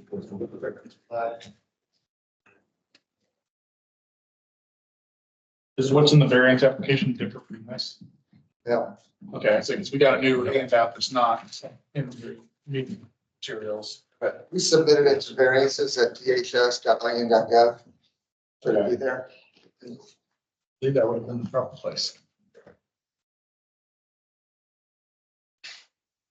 All right, so we had a. Okay. Commissioner Cook, Yes. Commissioner Crisp.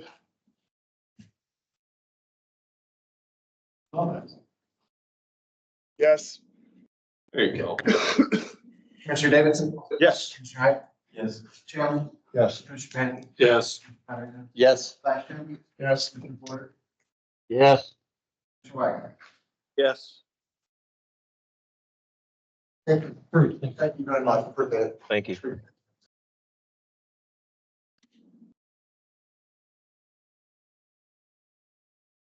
All right, next up, we have 240239 Michael's Beach Sheriffville. Is that withdrawn?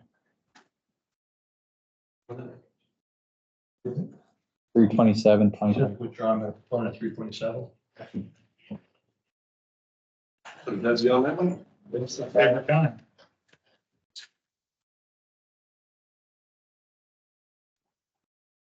Okay, so next up, we have 240240 Jefferson Clarksville West Storage Facility Park. Who's it? Rinsing or Tim Consultants. Variance A was, table variance, I believe B, C, and D were all approved last month. It was, tabled based on pending information about whether or not a flex sealant was used, for the seams. So we've got a statement from the contractor that was uploaded, I believe, to the website, verifying that on or about 10/15/23, they did use an extra bond 150 sealant on all of the seams. It's a permanent flexible silicone sealant. It's listed for used on sheet metal as well as other surfaces. And it is rated for -40 degrees Fahrenheit to +300 degrees Fahrenheit. So it was verified that that's provided on all the seams.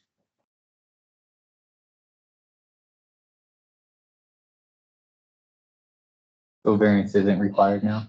Is that- That's what I believe to be the case. I think we meet that exception now that we discussed last month, yeah. How many days required? Oh, what to do? I'm not sure I would either.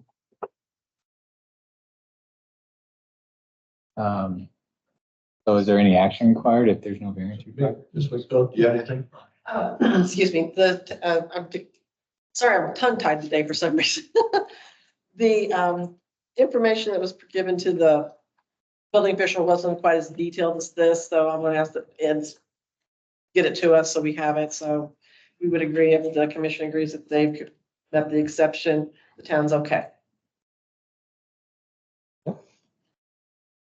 No variance will be required. So we can do out on MDR. I don't know if you were still doing NDRs or not, we Yeah, didn't know, so. I would ask that. So no variance required. Second. So Thank you. it's always the problem. It's just a, yes. The rest are already done. Yeah, I was gonna say, all the others were taken care of last time. So Thank you. we need to vote. Yes.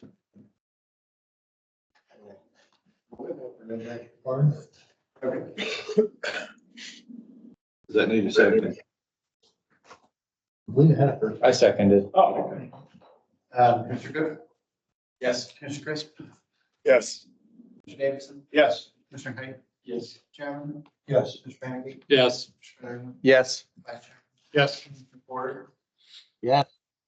Right. Yes.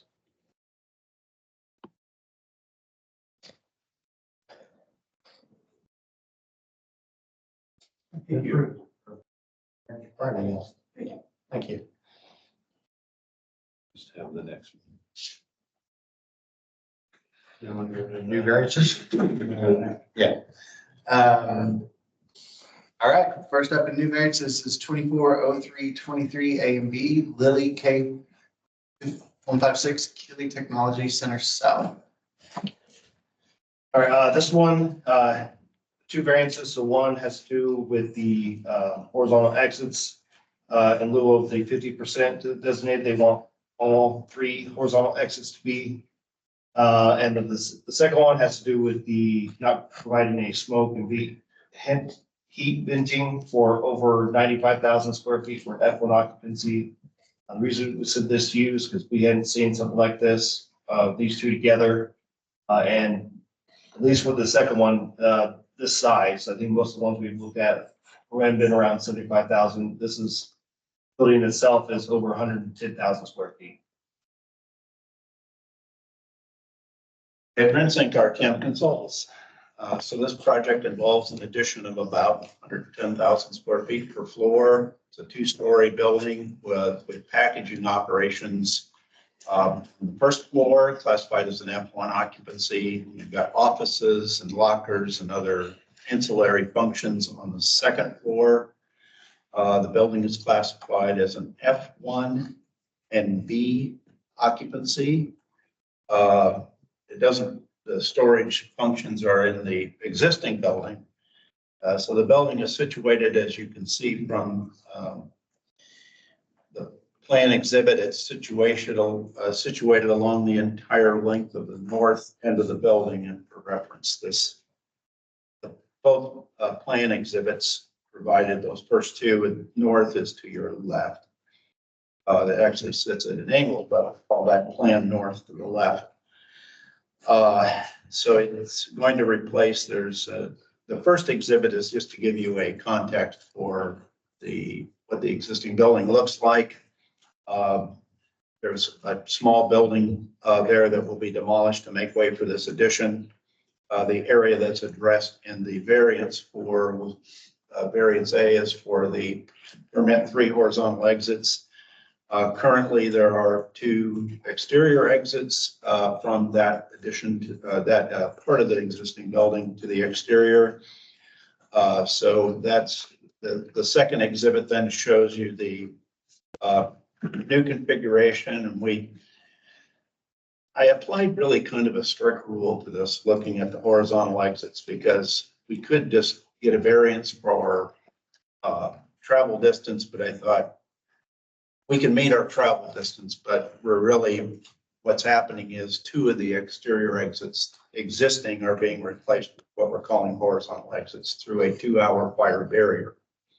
The third horizontal exit then, as you can see on that second exhibit plan, is at the top right through another 2-hour fire barrier. And then there's a 4th way out. I didn't call it a horizontal exit because we meet all our travel distance with just the 3 that we've designated, but it is a 4th means of egress from the space through an existing 4-hour firewall.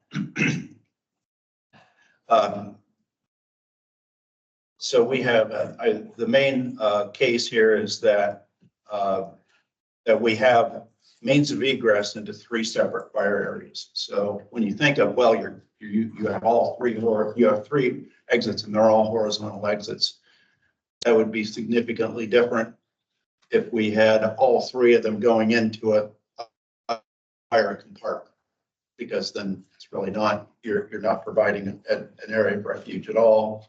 But of the 4 ways out of the space, those lead into 3 different fire areas through rated walls. So our case here is that it's safe. The egress is into separate fire areas, so we're not egress isn't, they're compelled to go into the same fire area from this area of origin. So we believe it's safe, even though the three horizontal exits instead of just 50%. So it's a defended place type of function. We do have multiple exterior exits available in all directions. They're just a long ways away. But there are, each one of these does lead to multiple exterior exits. So in regard to the statement of undue hardship, this addition is necessary to meet their current and future needs for packaging for 5 separate device lines. And it's also needs to be related to the existing building because of all the support and logistical functions that relate to this packaging operation. So it's not an arbitrary thing to put it where it is. It really does need to be here for operational necessity. Secondly, there's several major utilities, including major steam lines and telecom lines and some other elements that dictate exactly how this building is shaped. There was a site plan uploaded, I believe, towards the end, and that helps illustrate a little bit the condition on the site. The site started in the mid-70s, and it's grown many times, and they're filling up the remaining space on the site, especially at this end of the site. So there's really just enough room to maintain the roadways, the parking, and steer clear of the utilities. So there really is a very compelling business need for this addition to be located where it is. If you have more questions about that, I do have Keith Lamson and Melissa Norris here from Lilly to speak to that in any greater detail if you'd like to know that. But this addition will support, again, 5 manufacturing lines. So it's about as compelling operational hardship cases I think I've seen on any of these additions to this building, and it's been added on too many times. Can you talk about the smoke vent variance? as well? Sure. Yeah, the smoke vent variance, this one is, as I said, it's about 95,000 square feet of area. It's on the first floor. The packaging operation doesn't include any, I think I might have said somewhere in here, maybe some storage, but it's really just the packaging operation. In this case, I have another variance later that I'll be making a further argument, but for this, the purpose of this variance, we actually do meet section 910.2 exception 3, and I had a typo there. It should be 910.2 exception 3 of the 2024 IBC, which contains an exception when CMSA sprinklers are installed. So CMSA is the control mode special application sprinklers based on FM data sheet 8-9. It's basically very similar to an ESFR system where put a lot of water really fast into a specific design area, and it's intended to actually provide suppression. So the 2024 code recognizes that, essentially looks at it as equivalent to an ESFR system. And so we're making the case that we comply with the 2024 code in terms of that exception. The secondary argument, which I can get into to some great degree now, but I'll suffice to say that the sprinkler system in this case is tested without the use of smoke venting. Smoke venting can interfere with sprinkler operation. You heard an argument to that effect, I believe, last month on another variance we had. But these are tested, these systems are tested without venting. And so venting can significantly impact the operation of sprinklers by feeding additional oxygen. And in some of the tests that NFPA has done previously, it shows that even more sprinklers could cause more sprinklers to operate. And when you're doing a system with 12 sprinklers operating, you don't want that because you will outrun your water supply fairly quickly. So there's a code exception that we're referring to here in the 2024 code, but there's also a compelling argument on just and smoke venting in general in sprinkler buildings. Well, that exception doesn't get deleted by amendment. So the building's fully sprinkled and fully fire alarm? Yes. Without manuals, correct? I don't know whether they actually, their manual pull stations aren't required by code. Sprinkler died now. Yeah, I put that in my summary. I don't know. I think often they get put in anyway. I don't know what Lily's policy is on that, but. Yeah, it's but it will be a fire alarm system compliant. No place is less safe when you're going into a different area. Correct. Make a motion to approve A and B. Second. First and second. All right.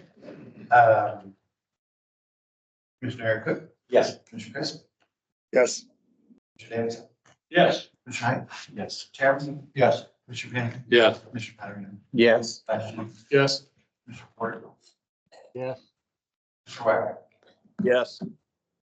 All right. Thank you very much. Appreciate it. Thank you.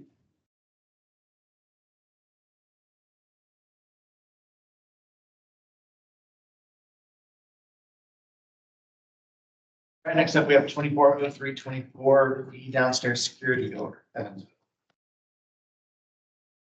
They're asking for relief from dead end corridor. But it looks like from the areas that are shown on the plan, they actually need 2 exits, and it's not clear. The assembly area, it's not clear where the exits are, and there's a basement involved as well. So we thought the proponent could explain better at the meeting. We have a proponent for downstairs security door Evansville, whether in person or online.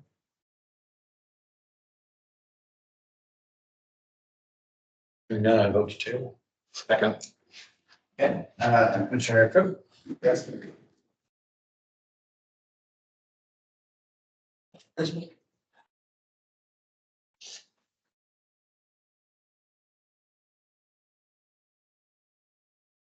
Commissioner Chris?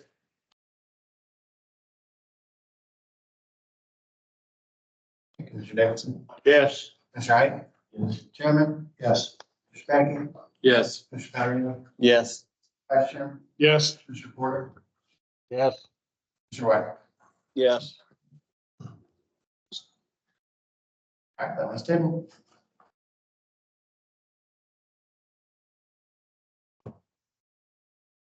All right, next up, we have 240325F White Castle number 21, Indianapolis. All right, this one has to do with the last variance that looks like F. This is a request to allow the hood system to meet more updated codes. And that's the reason why we sent it to you, because we want to use different codes. Sure. My name is Joe Coots. I work with the Halton Company. We manufactured a hood, a type 1 grease hood for that location that wasn't approved because it didn't have 6-inch overhangs. The hood is UL listed to have actually an underhang.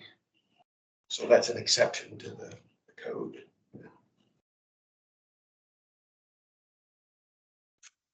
So you say these should meet the updated hood codes as in what, which year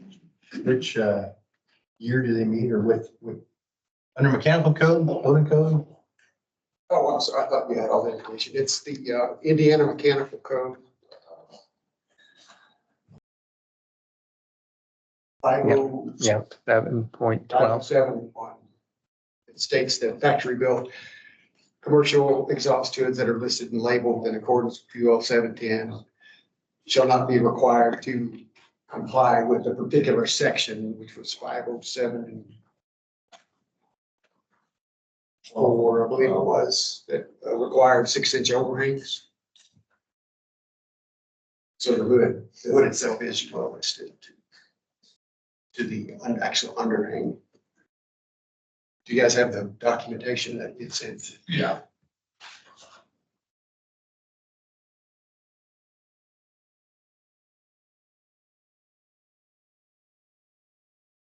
Do you provide the UL listing? Do you provide the fact that you have the actual UL listing for the hood you installed? I have the written UL listing, plus the hood itself has a label that's adhered to it. I know it sounds funny, but we've had people say that things are UL listed before and they weren't. So I just have to ask.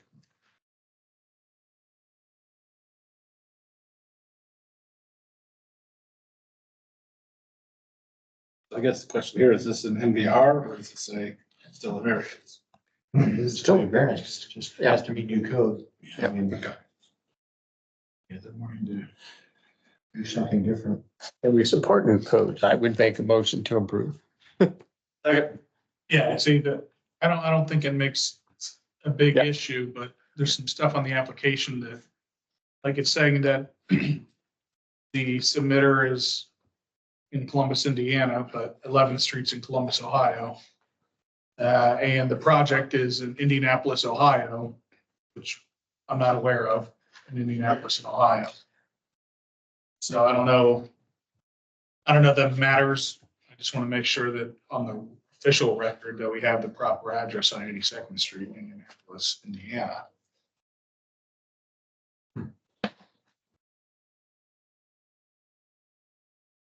Can we update that? Yeah. Cool. So we have a motion second. Yes, motion second. Okay, Commissioner White? Yes. Commissioner Chris? With some, Heard another. The proponent actually has to go in the system and update the information Yes. In terms of correcting the address. Is that right? Yes, yeah. Y'all can't override it, huh? As far as I know, Denise isn't here, otherwise she could answer. I just know I don't have that capability. That needs to be changed. Where, We submitted to say Indiana rather than Ohio. You have some mistakes in the Some mistake. actual application, the variance application. So on the application, the project is listed as White Castle, Indiana, number 215440 East 82nd Street, Indianapolis, Ohio, 46250. Hey, Michael, Melissa Tupper here. That's an issue on the state's website. I've had it happen to my projects before. If the submitter is from out of town, it pulls in their state because you can't choose Indiana as the project location. Yeah, and White Castle is based out of Columbus, Ohio, so. Yeah, I've had it on my projects. You can't change it.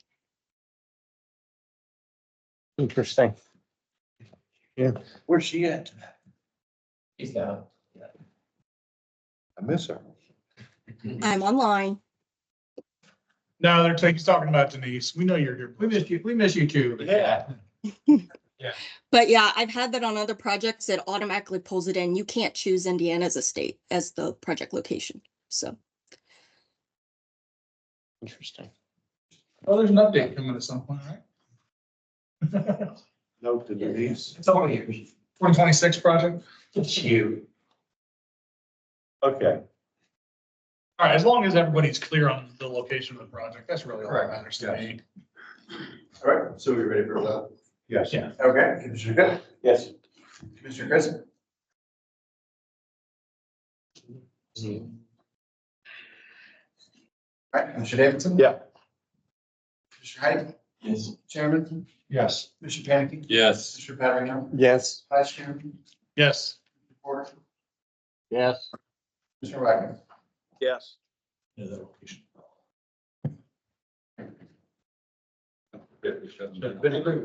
Next time I suggest is just bring some cheeseburgers with you. No cheese. What's the lunch? Thanks. Okay, next up, we have 240326 Edgewood Early Childhood Center. Right. All right, this one, so this is a request to allow delayed egress device on a pair of exterior doors in cafeteria space. The reason why we sent this to you is because when we looked at this, it looks like this space will now have one exit by putting this delayed egress on the store. And we thought this would be best for you guys to look at. And let's thank our Kim consultants. So this variance request is for the pair of doors to the exterior. There are two means of egress from the room. One is to the interior. It also has a folding partition from that activity area that can open it up, in which case there would be 3 ways out of the space, the combined space without using the exterior door. So this becomes a required means of egress when the door, when the folding wall is closed. We will meet all of the requirements for the delayed egress device. It unlocks upon actuation of the fire alarm or sprinkler system. Building is sprinklered throughout. Or unlocks also upon loss of power. And it also has the irreversible process of opening within 15 seconds upon pressing the door. We'll have the sign at the door as required, stating push until alarm sounds, door can be opened in 15 seconds.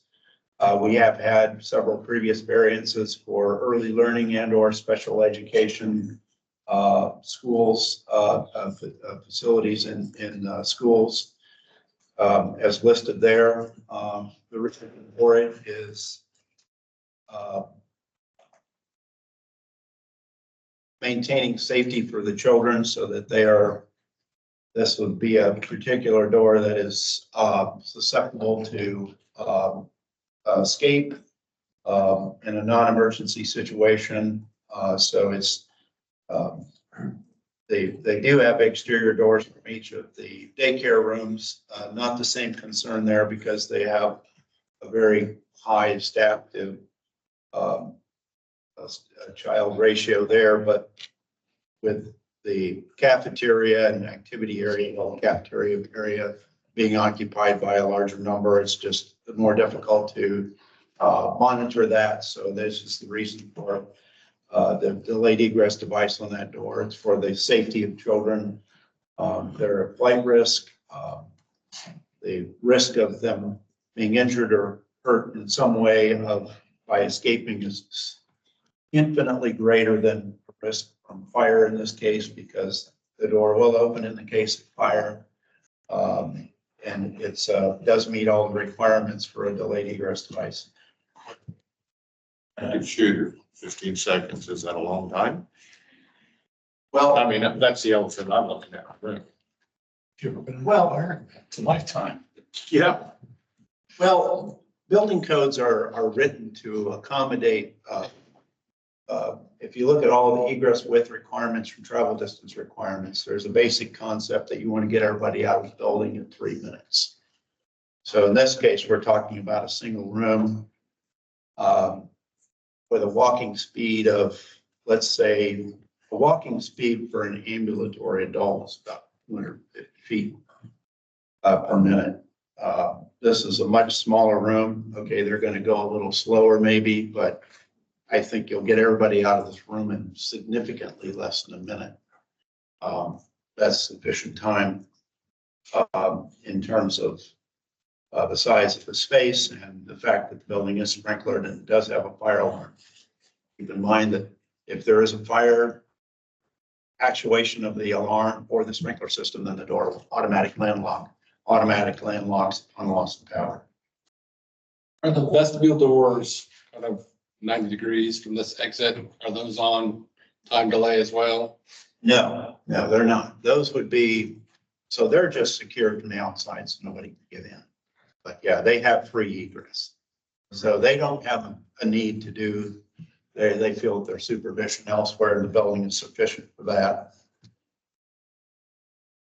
And is this one of these like school complexes where every building is all under one address? Because I'm looking at Google Maps trying to see the orientation of this building and I'm not finding it. Anything that Well, looks. it's a new building and it will be constructed, I believe, just to the west, if I've got my directions correctly, of an existing school. I can't remember now if that's an intermediate school or I can't remember, but it's situated. Yeah, it's situated kind of, I believe it's only.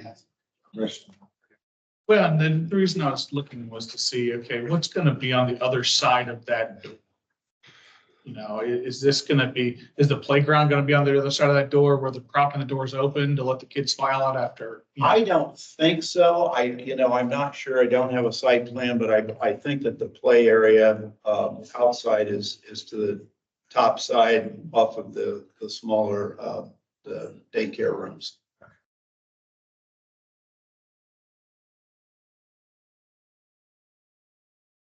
Motion to approve. You hear from Monroe County first? Chancellor. This is actually in the town of Ellettsville, which is no longer in our jurisdiction, but I don't know if Chief Patton is able to get online. He did ask me to speak to you as long as all of the conditions of the code are met for the delayed egress. He doesn't have a huge concern. That's still. All that. Yeah. Yes. Okay. I'll restate my motion to approve it. Second. Okay, Commissioner Cook? Yes. Chris?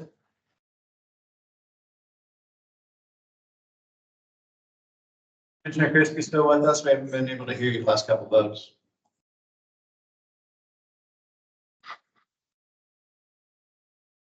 Okay, Commissioner Davidson? Yes. Commissioner Hyde? Yes. Chairman? Yes. Commissioner Patton? Yes. Commissioner Patterson? Yes. Vice Chair? Yes. Commissioner Porter? Yes. Commissioner Wagner? Yes. So that was approved. Thank you very much. Thank you. Chairman, can we have a break Sure. Take a 10-minute break, 10. 11:35.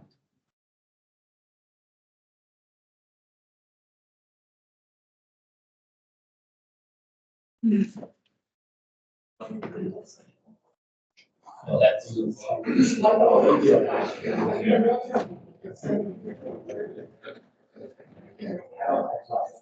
All right. So let's get out there. I guess we'll.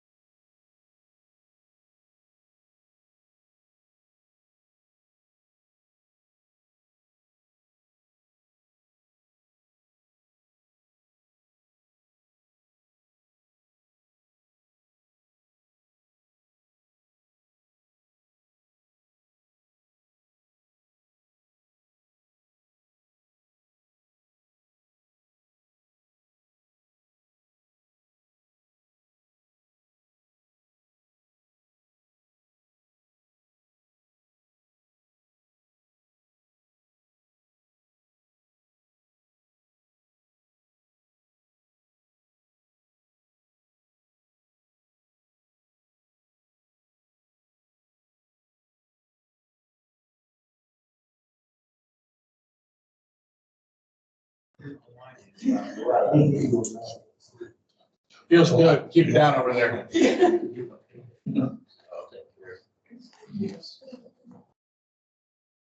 All right.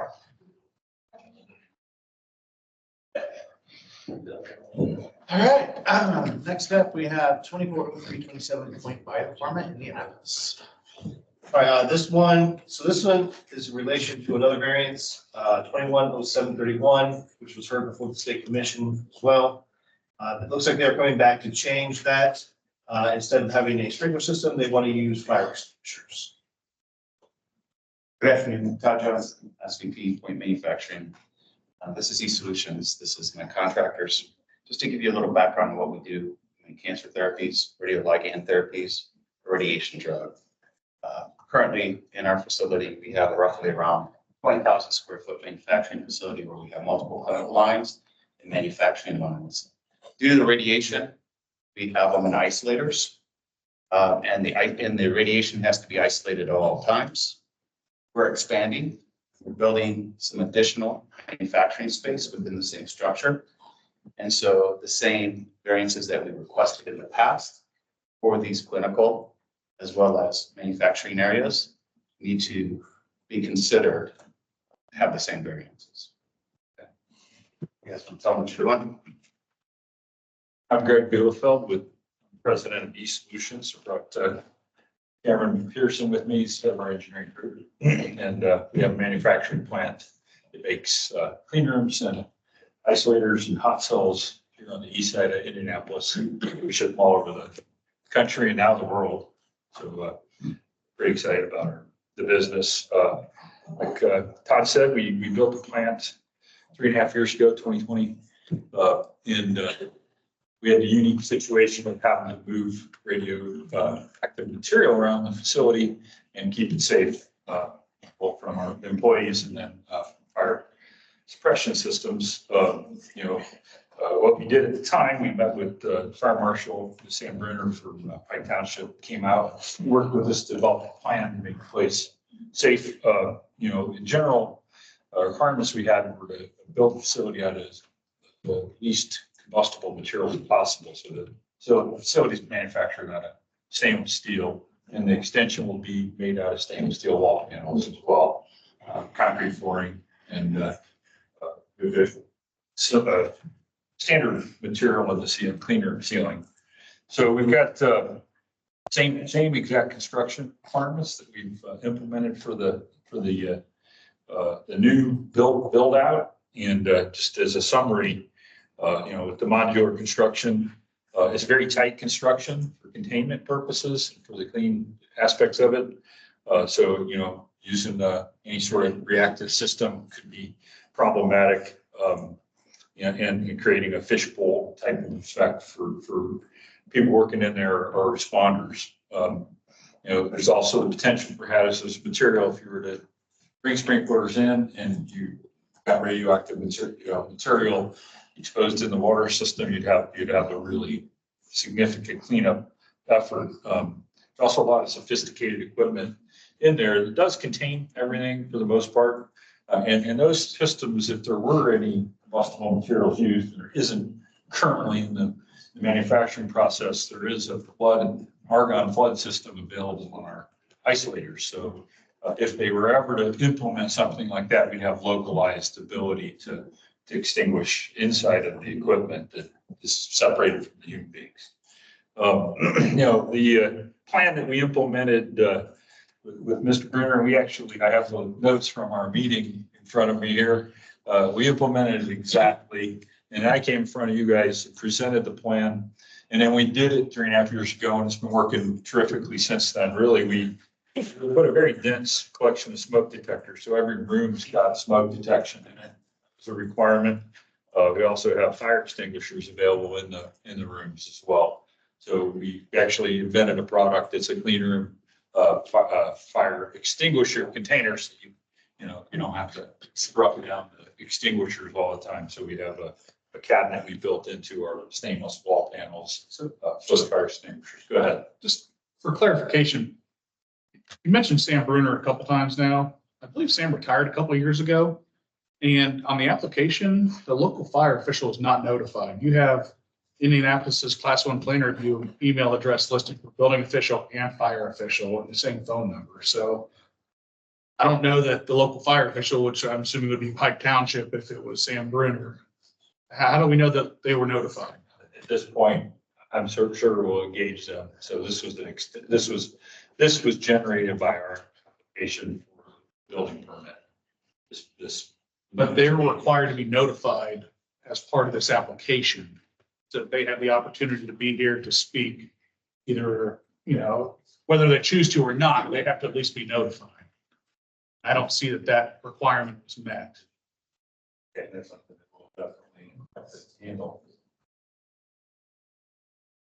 So what the plan is at this point is we are going to implement the exact same recommendations that were made from the initial build out, and we're adding an additional, the existing build out was right at 20,000 square foot of clean room production and lab environment. We're extending that by 13,000 square feet approximately. The other thing that was done as part of this and was required was a test on